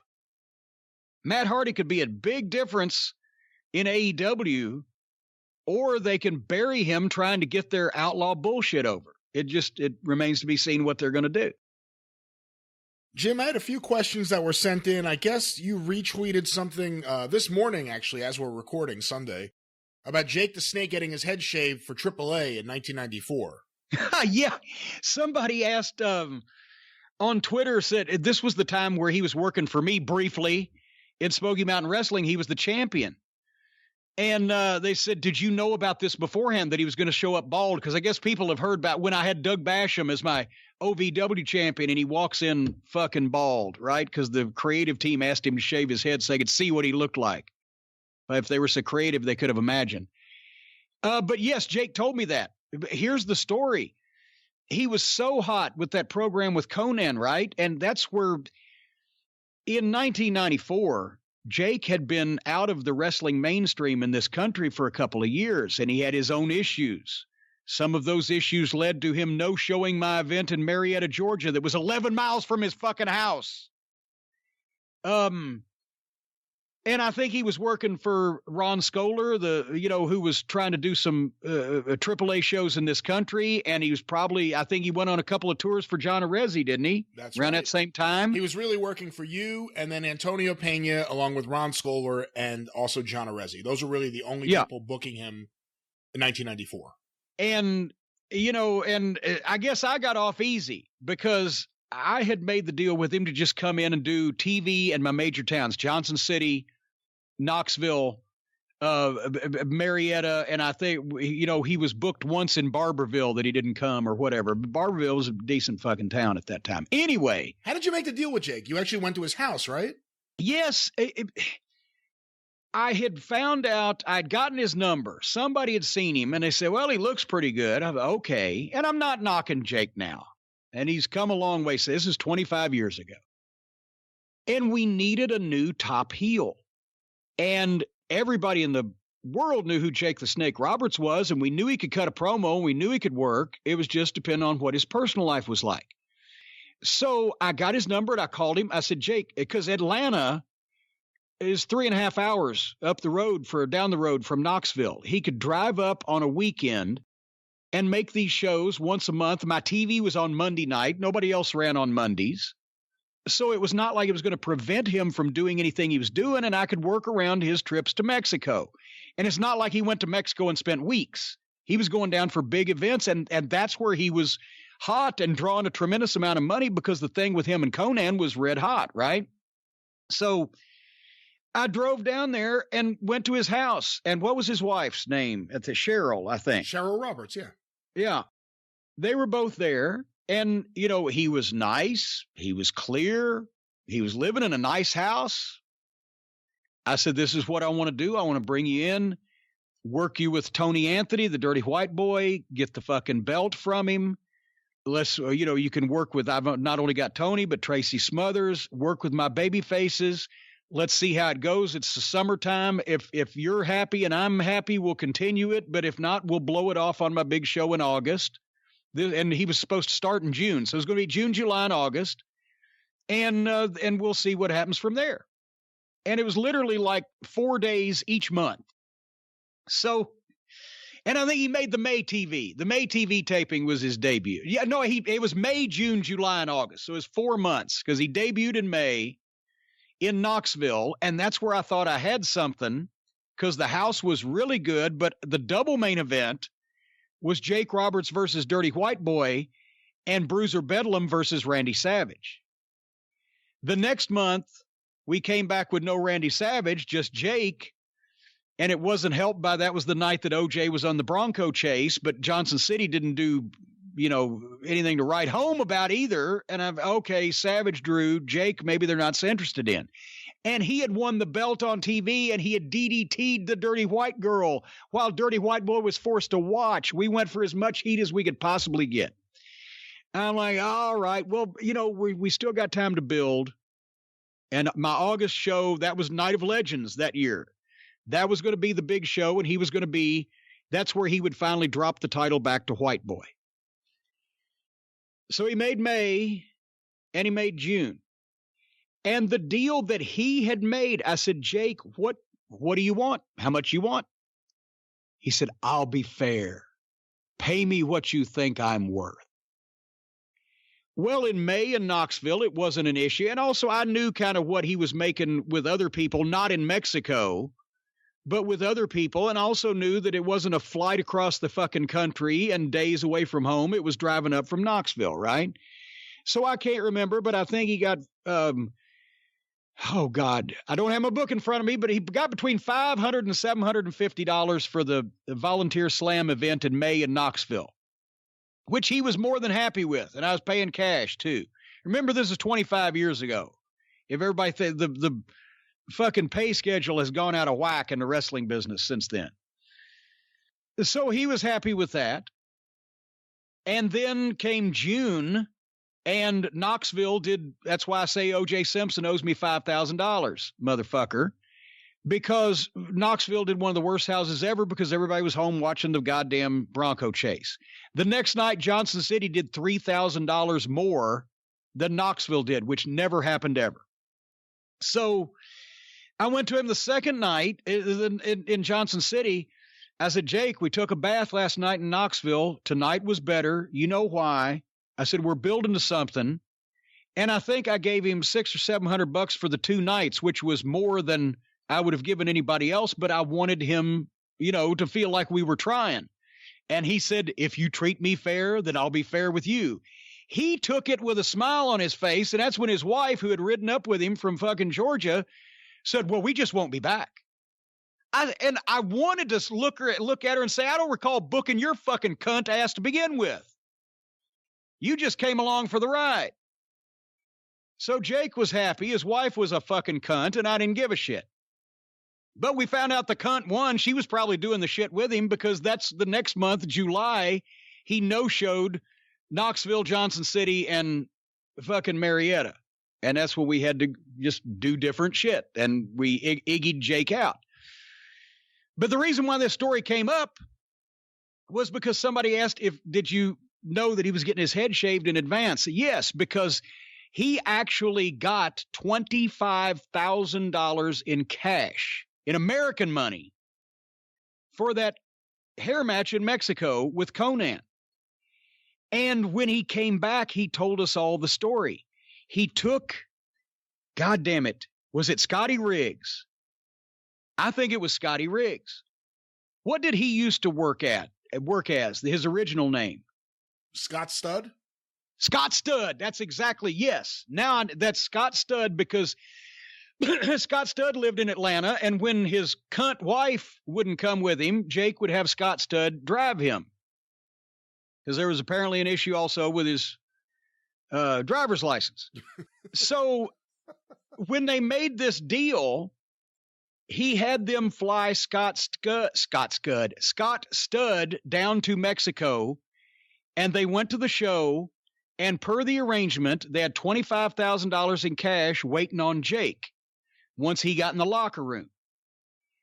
He took the $25,000, put it in a briefcase, gave it to Scott Studd. Scott Studd went outside and locked himself in their rental car and sat there and waited until Jake came out. Jake went to the ring, did the fucking match, did the fucking haircut right down to the scalp, didn't stop to shower, didn't stop to change, with blood and everything, ran straight out the back of the building, and they jumped in the rental car, and they drove to the airport, where Jake then did the best he could, took a horror bath, as Danny DeVito says on fucking Always Sunny in Philadelphia, in the airport bathroom to get himself together and change clothes. And they sat at the gate all night waiting on the next morning flight back to Atlanta, back to this country, so that they were in plain view so that nothing shady would happen. And I said, were you afraid that some of the fans would find out that you got that money and try to fucking run you off the road, hijack you, rob you, whatever the fuck? He said, no, he was afraid the office was going to take it back once he dropped his hair. He didn't trust the fucking office.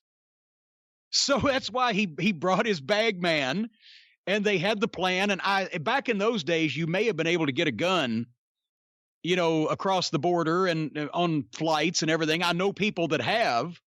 So he probably was armed. He was locked in the car. And once that Jake did the hair deal, before they had time to then, repo the $25,000, he jumped right in the car. They went straight to the airport, and they were in fucking full view of airport security so that nobody from the office could come and get the fucking money back. And they stuffed it down their fucking pants so that nobody would know that they had it when they went through the, security. and fucking off they came back to the United States. And Jake was bald as a billiard ball. But he by the time he got back to Smoky Mountain, he'd grown a little stubble out. So, but I wasn't going to tell him, no, don't shave your head for $25,000 for this fucking $500 to $750 I'm going to give you. That would have been crazy. John Arezzi has told a story on Pro Wrestling Spotlight Then and Now, available at pwspod.com or wherever you find your favorite podcast, that when he was booking one of his tours, I guess it was the one to Southeast Asia, Ron Scholar was his attorney for that. So he would have various people up in Ron's office to sign the paperwork. And while Jake and his bag man for that tour was Diamond Dallas Page, who wasn't doing very much, while Jake and Dallas Page were in Ron's waiting room, John was in the office with Ron negotiating with the Ultimate Warrior. And I may get the figures wrong, but John had a good investor, and he had a deal with the Warrior for like $50,000 to do the tour. And then the Warrior wanted $75,000. Of course he did. And then he wanted $100,000. Of course he did. And he kept holding up John, and finally John said, you know what? Fuck you. And he hung up on him in the office. And as soon as he did, Jake and Dallas Page came storming in and said, we heard how much you were giving him, now we want more. And immediately held him up for more money. Of course they did. Yeah. Of course they did.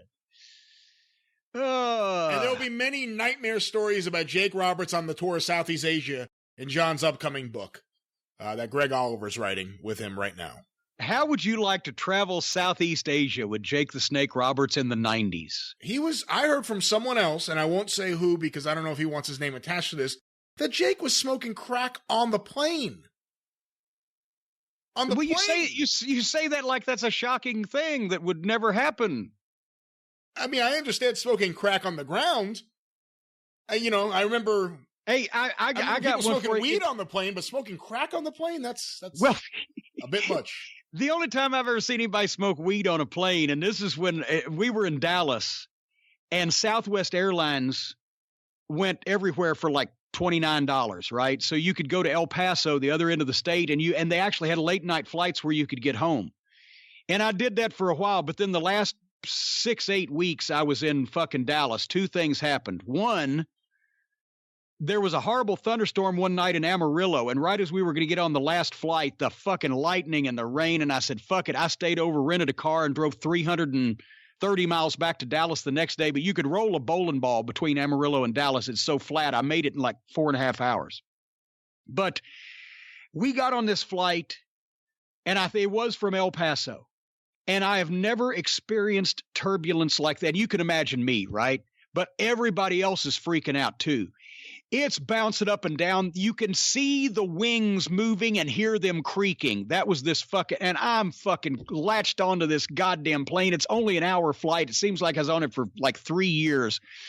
Tommy Rogers, the Fantastics, grabs these two girls that he's just run into, and they go to the back row and light up a joint. They're like, well, fuck, if we're going down, we might as well have fun. So that's when I quit pretty much flying anywhere in Southwest and Dallas after those two flights. And you started carrying weed everywhere, realizing you just pulled two girls with you to the back of the plane. No, fuck that. I've never understood the Mile High Club. Even in my younger days where I could get hard as Chinese arithmetic, the idea of being sexually attracted to anybody on a fucking airplane is all I want is to get on the ground without death. But anyway, there was a van ride that we would take whenever we would fly in Mid-South in that territory. The Oklahoma trips were incredible. We lived in Alexandria, Louisiana, and Tulsa was 450 miles from Alexandria. Oklahoma City was 525 miles. Only about half of it was interstate coming back from Tulsa. And many times the night before we were in Oklahoma, we'd be down in Baton Rouge or New Orleans, which added another couple of 100 miles. One night we left the Superdome in New Orleans at midnight, and we got to Oklahoma City for the Sunday afternoon show by driving straight an hour before bell time without getting out of the fucking car. So these were long trips, but Watts wouldn't buy you a plane ticket. He would give you a travel allowance. If you were booked in Oklahoma, you got $125 to make the Oklahoma trip. If you drove 4 in a car, 5 in a van, you actually made money out of that. If you bought a plane ticket, it cost at least $250, so you were losing half of it. So we flew a couple of times when we really had to. And when you flew, they had this old guy that had a van. Actually, an old guy had the heel van, and then they had another van that I can't remember. I think it was a woman took the baby faces, but she was a plump, middle-aged woman, so she was in no danger. But they would take you 70, 80 miles between Oak City and Tulsa. Oak City ran at 2 o'clock on Sunday afternoon. Tulsa ran at 7:30. So after you get out of fucking Oak City, you get vanned over to Tulsa. So one day we're in the van, me, Bobby Eaton, Dennis Condrey, Buddy Landell, Carl Fergie, maybe Pat Rose was underneath heel, Butch Reed, Ernie Ladd, Hercules Hernandez, the whole heel crew, right? Well, I guess this is statute of limitations, and I'm not trying to slander the man's character, but Butch Reed, I couldn't figure out what was going on because we had stopped at the Love store and got sandwiches and everything, and I was sitting up front because generally the main event guys like sit in the back, and I was just a young rookie then, so I just sat wherever was empty. So I'm in the very front seat behind this old man that would only do 55 miles an hour, and we would actually try to pay him to just speed up. It wasn't like we were in a hurry to fucking get there. We were just in a hurry to get out of that fucking van, but he would not speed, and it was 55 back then. So I'm behind the old driver. And I look around, I hear some people giggling, and Ernie Ladd has got his shirt pulled up over his face like a mask, like you'd go in a bank and rob the, like this, right? You can't see that, of course, because we have no video, but it's like he's got a gas mask on. He's holding his hands over his face. Butch Reed in the back had made what they called a Cocoa Puff. He bought a pack of cigarettes at the Love store. He took all the tobacco out of one of the cigarettes, or took half of it out and stuffed cocaine in on top of what was left. And that way it had a filter. And also it looked like you were just smoking a cigarette, so that that's why he and Buddy Landell were in the back row. Imagine that. And Ernie was going through his religious phase at the time. And also, so he didn't want to be his temple of his body to be polluted by the burning cocaine. So he had the fucking shirt up over his face so that he wouldn't smell any of it. And he was like, well, I'm not trying to tell you guys what to do, but you're making a mistake. I didn't know what was going on until afterwards. When I got off the fucking, I'm in the front, and then Bobby and Dennis and fucking Carl said, yeah, him and Buddy were back there with the Cocoa Puffs, and Ernie wasn't happy about it. And I'm like, that's the last thing I want to do is make Ernie Ladd not happy. But anyway, where were we going with all of this? Jake. Yes. Jake. Yeah. Well, there you have it. Well, I knew he was going to get his head shaved. I couldn't do anything about it, but it's not like Jake was a fucking, a matinee idol at that point. So he was a heel, so it didn't really matter. But I had a heads up. But that's the way that he escaped Mexico with $25,000 in cash after that hair match with Conan. Well, we got time for a few more questions here on the drive-thru this week, Jim. This next one was sent in to CornyDriveThru@gmail.com from Tate Phillips, Red Radio Productions. I've been delighted to hear so many great stories from my cousin Marty Garner about you. Oh my God, Champagne. Okay, you do know who this is. I know Marty. Marty Garner's from North Carolina.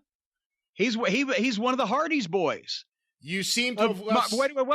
Marty Garner and old Chris Hamrick was from out that way, and of course Matt and Jeff and Jason Arndt, who became Joey Abs, right? Was that That's his right. name? Yes. Yeah.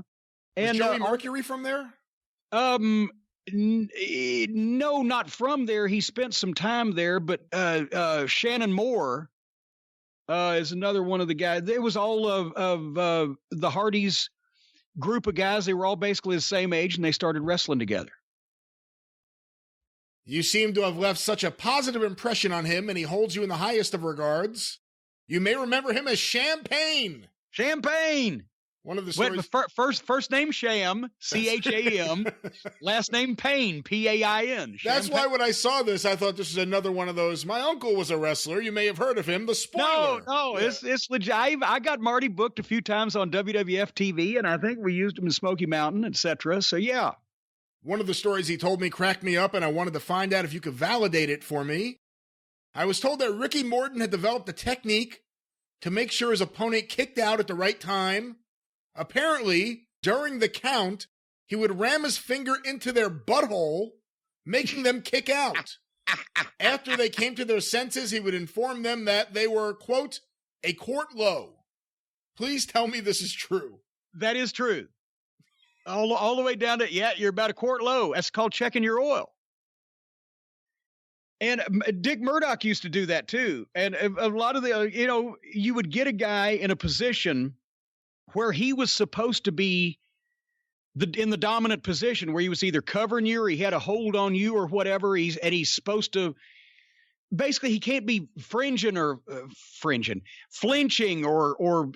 jumping or, whatever the fuck. You would rib him that way because you're supposed to be the one selling, but meanwhile you've run your fucking finger up his asshole, or you've grabbed him by the balls and you're squeezing, or you've done something that he can't sell and he's not supposed to fucking register. And yes, and also Ricky, every once in a while, when he'd cover a guy, he'd go to hook the fucking leg and stick the fucking finger up just to make sure the guy kicked out right. But yeah, it's an old Murdoch also. Every once in a while, he did this in the Sportatorium one time for Joe Pedicino when Pedicino was running Global. He would have a guy small package him. And then Dick would cinch up on the small package. So the guy, he wasn't trying to kick out. He was cinched up. So the guy that had rolled him up couldn't let go. And Dick would pin himself and then work like he was hot because the guy double crossed him. And they did that. I can't remember it. That may have been a JBL. JBL may have gotten that treatment at one point because he loved Murdoch, as everybody did, came from Texas or that was in the business because he was just so fucking great. But he would pin himself, and the guy had no choice but to stay there because he was cinched up. But then he'd kick out in a huff, and then he'd come back and cut a promo on you in the locker room like, "What the fuck? Fucking double cross. You trying to get over on me? I'm a goddamn star." What the fuck? I didn't mean it, Dick. I don't know what happened. I couldn't let go. All kinds of shit like that. And yeah, Ricky would fucking the thumb in the ass, finger in the ass, grab the balls and squeeze, whatever the fuck. You get farted in your face or whatever. Just in any time you were in a position where you weren't supposed to sell or flinch or jump or have a strange expression on your face, that's when guys would fuck with you. All right, well. You've never heard that? I've heard variations of it. I've never heard that Ricky Morton was sticking his finger into other people's asses to get them to kick out of the count. As a matter of, every once in a while, Ronnie Garvin on TV with the Job Guys at Atlanta TV. Remember, and see, here was the two philosophies. My philosophy was these poor guys that come to Atlanta TV are not great physical specimens, have not been trained, and got a ton of experience. That's why you watch the old shows now, and they just showed up to get their ass kicked, and but it still was no reason to treat them badly. So I would go and I would talk to them beforehand. And I would say, look, here's what we're going to do. And then I'd bring Bobby and Stan or Bobby and Dennis, whichever the combination was, over afterwards when we'd set everything up. And they would, spend a minute with them. But I would do most of it because I knew what the guys could do. I knew that, the Italian Stallion was, better than poor old Vernon Deaton, right? But that, this guy was better. Old Big Bill Tabb. As long as you did this and this, he was okay. But otherwise, he was so big and muscular, it looked kind of fucking wonky if you tried to do anything else to him. Blah, blah, blah. I knew all the guys. So I would sit down with them, and I'd say, here, we'll do this. We'll start this way, and we're going to fuck with you. You know that. And they liked it because their friends noticed them. When I would come up with like, well, there's Ken Woodby. He would be if he could be, but he can't be, so he won't be. Or, a Pablo Crenshaw. I would call him Pablo Cruz, and I'd sing a Pablo Cruz song while we were beating him up. Their friends actually liked that shit, and so they liked working with the Midnight Express because they got some kind of recognition, even if it was being made fun of. But I would also tell them, we're going to try this new move, and that's why I bring the boys over, and they'd pick them up or show them what they were going to do. So we're going to try this. You take it this way so you don't get hurt. When we came up with the flapjack, at first it was a take the guy straight up and hold him and then fall straight over. And then that looked okay, but if we shot him off and we boost him up and boom. And so I'd tell the guys, don't reach your hands out. You'll break your wrists. Take the fucking bump with your head turned sideways and on your forearms to support to absorb the shock or whatever. I'd tell the guys how to take the Vegematic. I'd tell them how to take all the different moves, and nobody ever got hurt. And they loved that because not only did they get some recognition, but all that shit that we were doing to them, nobody ever got hurt. Meanwhile, the Road Warriors, especially when they first just started, guys would walk in with their bags before they set their bags down. If they looked at the wall and saw the lineup said they're working with the Road Warriors, they'd just leave before anybody saw them so that, they wouldn't have to go through that. Or Ronnie Garvin, because Ronnie was a real wrestler. He could fucking stretch your ass. So instead of trying to have a match with the guys, because it would look kind of bad and they looked tubby and they weren't up to his standards, he'd just take them down and stretch them. And he'd grab their own finger and make them pick their own nose and then stick it in their own mouth. And shit like that. And they didn't enjoy that. Imagine that. So, it was how you treated the guys because they were there because they wanted to be in the wrestling business like everybody else. But we didn't want to hurt anybody, but we wanted to do our shit. So sometimes with a lot of those guys, you had to adapt to them rather than just expecting you were going to have a match or do your shit. And it was a choice of either just beating the fuck out of them or doing some creative shit to get around the fact that they weren't that experienced, etc. And so that's why people remember does anybody remember a non-competitive Ronnie Garvin squash match from TBS in the 80s? No. Does anybody remember ours? Everybody does, because we were doing shit around those guys, not with them. And they were more than happy to play along because they weren't going to get hurt. Although a few times it looked like the Monkeys got destroyed. They were doing that to themselves. We tried to talk them out of it. You couldn't throw Randy Mulkey out of the ring that he was going to grab anything or cushion his fall in any way. And they would come up with, like one time Randy said he wanted fucking Bubba to backdrop him and give him a big boost. Okay. Well, he went all the way over and landed on his face from a backdrop, an extra half a rotation. And I'm like, holy fuck. But, but that was their call. So the one time when Bubba first, Abyss called it the black hole slam. Some people have called it the sidewalk slam, where you shoot the guy in, grab him around the chest, his feet fly up and boom, right? Well, Boss Man, Big Bubba, was the first person to actually do what became that move without the spin and everything. He came up to me one day at Atlanta TV. He said, I've been thinking about something. Because he was so flexible, he could move, and he was so light on his feet. He said, what about if I shoot the guy off, and when he's coming, I grab him around the chest and just kind of pick him up, and his feet go up, and I drive him down. I said, well, shit, that sounds pretty good. And so we tried it, and it worked, and it became the Bubba Slam, right? So then he thought, I'm going to do something else. And it was, I can't remember exactly how he did it because this is the only time he ever did it. But it was sort of like a power bomb, except I think he dropped to his knees, but he took Bill Mulkey and he picked him up upside down and kind of dropped to his knees. And most people weren't even doing power bombs back then, so we didn't really have a name for it. But it was some kind of wonky variation. And because Bubba was so heavy, when he hit the ground, it may have been a sit out. Anyway, when he hit the mat, because he was 350 pounds at the time, and he had jumped in the air, he hit with so much fucking force that one of the boards flew up and hit Bill Mulkey in the back of the head and knocked him goofy. And so thankfully I was finished because that was the end of that because Bill wasn't getting up right quick. So we went to break and they had to go and help Bill out of the fucking ring. Bill wasn't mad, because he went up for it and he, knew it was an accident.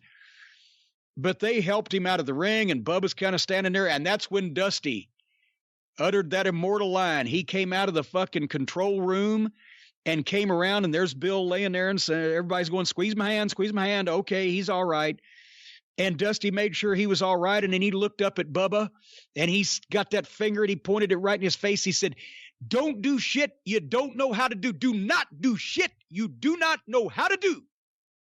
And then he turned around and went back to the fucking control room. And that was a fucking point taken. From that point, Bubba did not do shit he did not know how to do.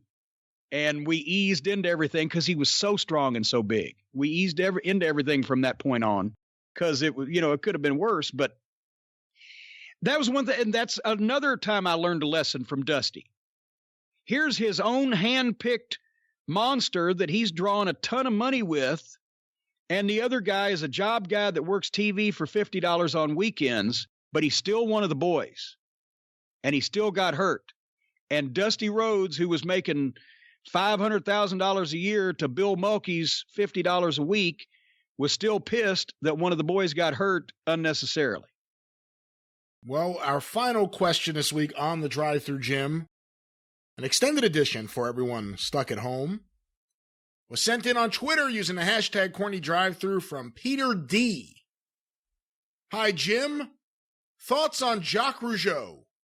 He was in Memphis for a while, then to the WWF where he was featured for maybe 7 years. A good run, but a good talent? Well, Jacques was a very good worker. Especially as he got experience when he was in the early 80s, when he was Jerry Roberts, I think, in Atlanta for a brief period of time, because the people in Georgia couldn't pronounce Jacques Rougeau.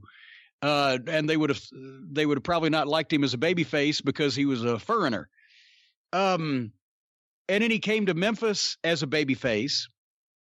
And he was Jacques Rougeau Jr. back then, by the way, because people were still remembered, from the magazines and everything, the Rougeau name and Jacques Rougeau Sr.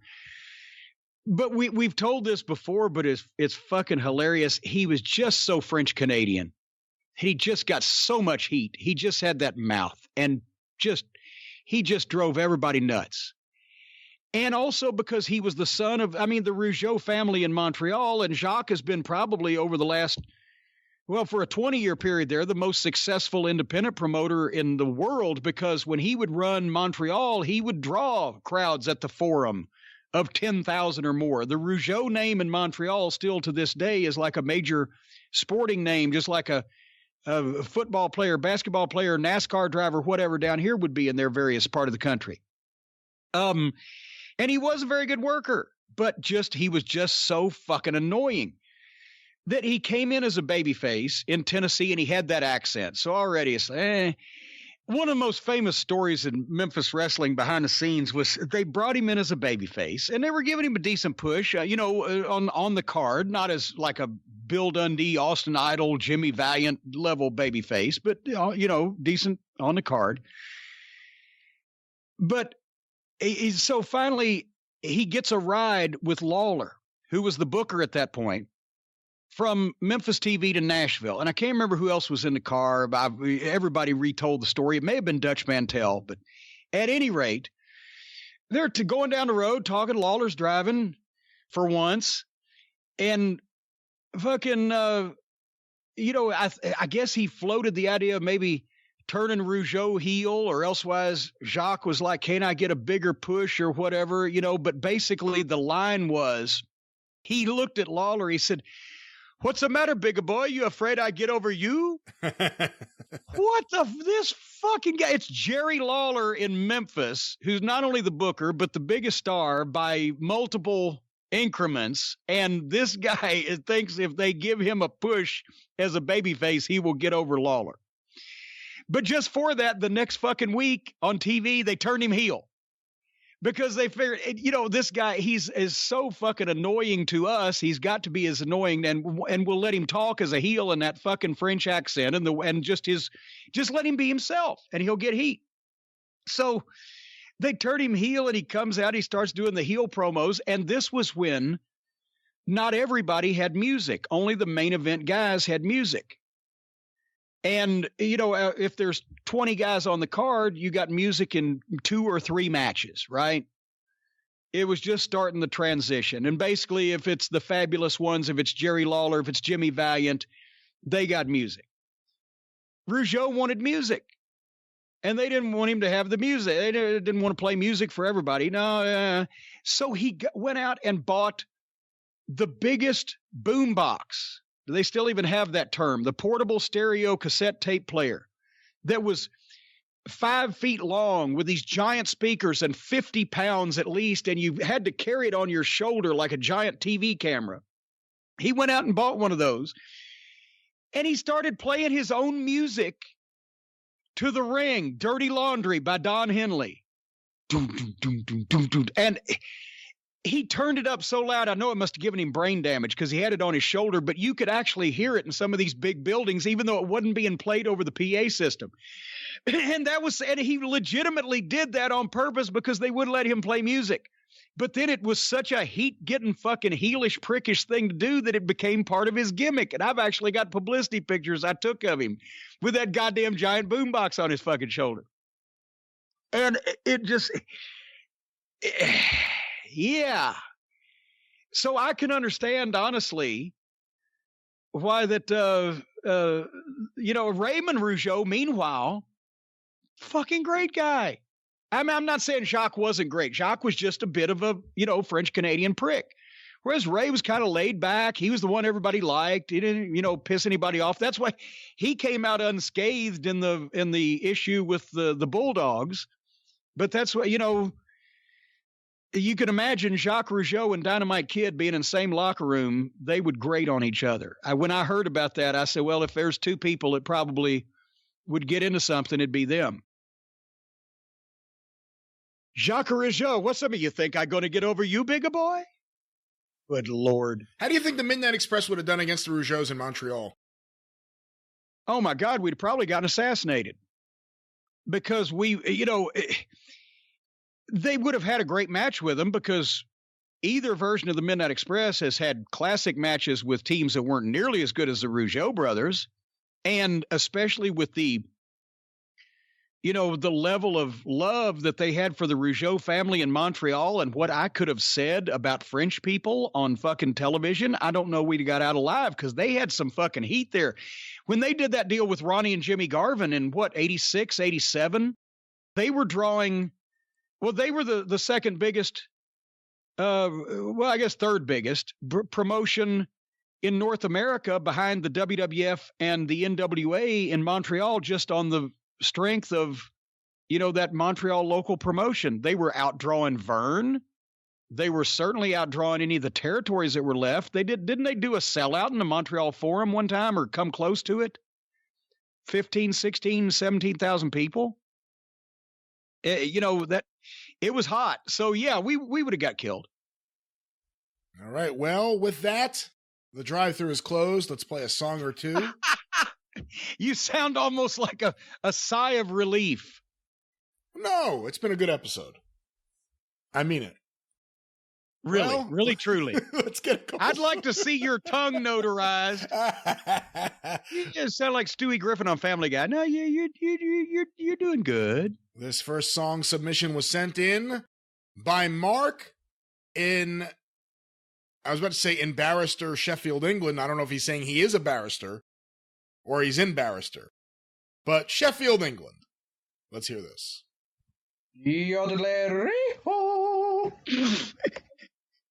Okay. Oh, that was it? That was it. 4 seconds. Can you play that again, please? We may have to use that for something. One more time.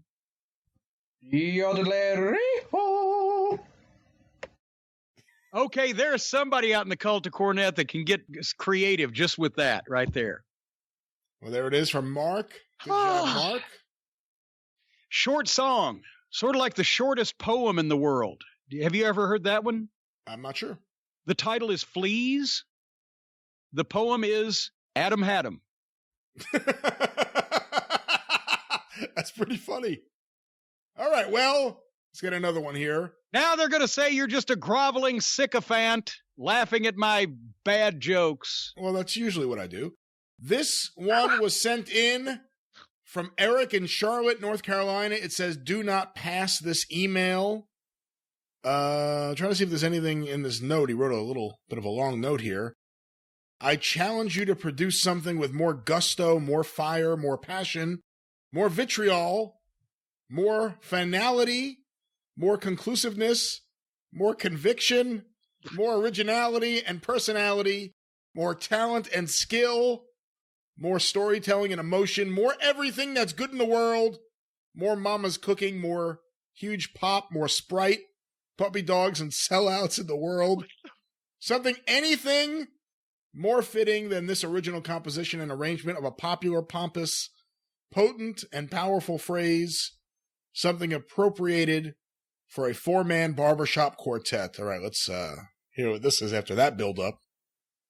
Thank you, fuck you, bye. Thank you, fuck you, bye. Thank you, fuck you, bye.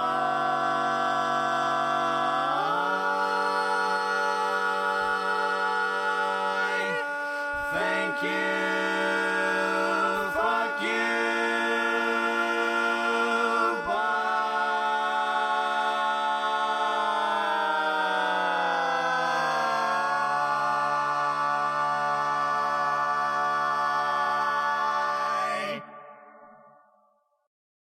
That's fucking great. You know what? We have to. What's this guy's name now that did this? Hold on one second. This is the Eric promo, in Charlotte.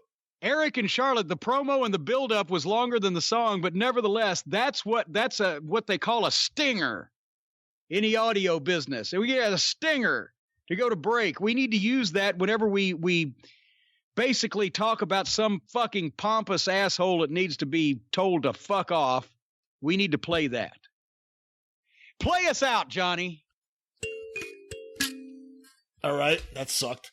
Well, we'll be back this Friday on The Experience. That's in fact what show it is. Yes, that's in fact what show we will have this Friday, The Experience. For all the sick and shut-ins. Well, we're going to be reviewing, I guess, the Empty Arena SmackDown and whatever it is that AEW is doing this week.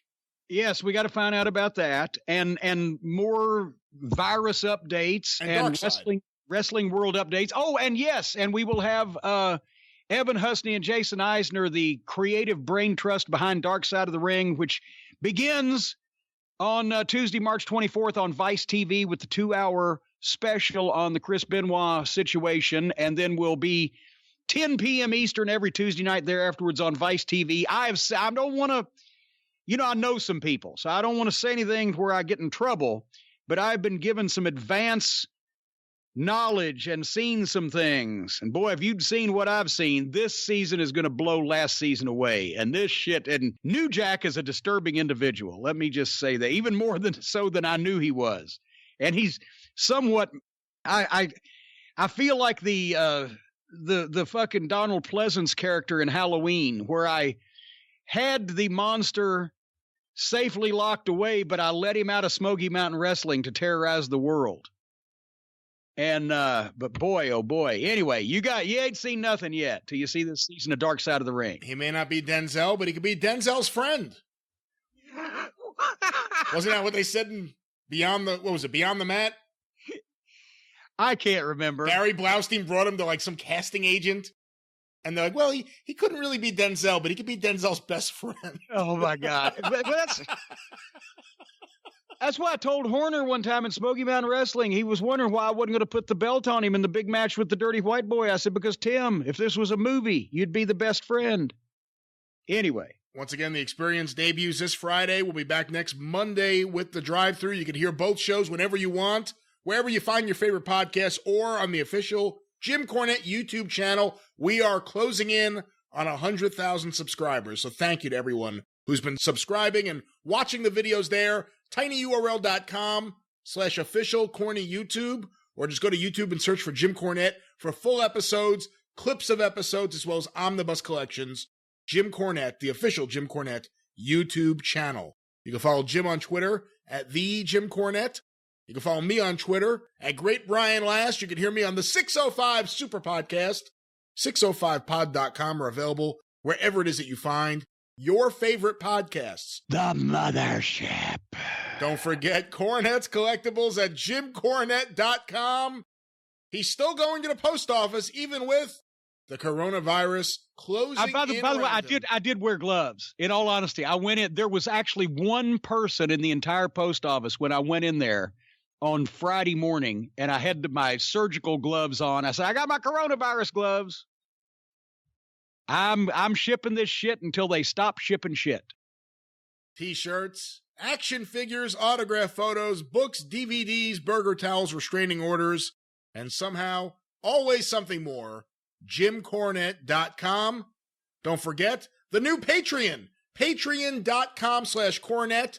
$5 a month gets you in to the archive tier, and you get to hear classic episodes, the original episodes of the Jim Cornette Experience and Jim Cornette's Drive Thru. We are now up to January 2014 with guests like Jim Ross and Bobby Fulton already appearing on the show, as well as lots of questions from the listeners. Patreon.com/Cornette. The Drive Thru is brought to you by the Law Office of Stephen P. New, 888-692-8084. Get even with Stephen, newlawoffice.com. But until next week on the Drive Thru, and this Friday on the Experience, for Jim Cornette, I'm the Great Brian Last. Tally-ho!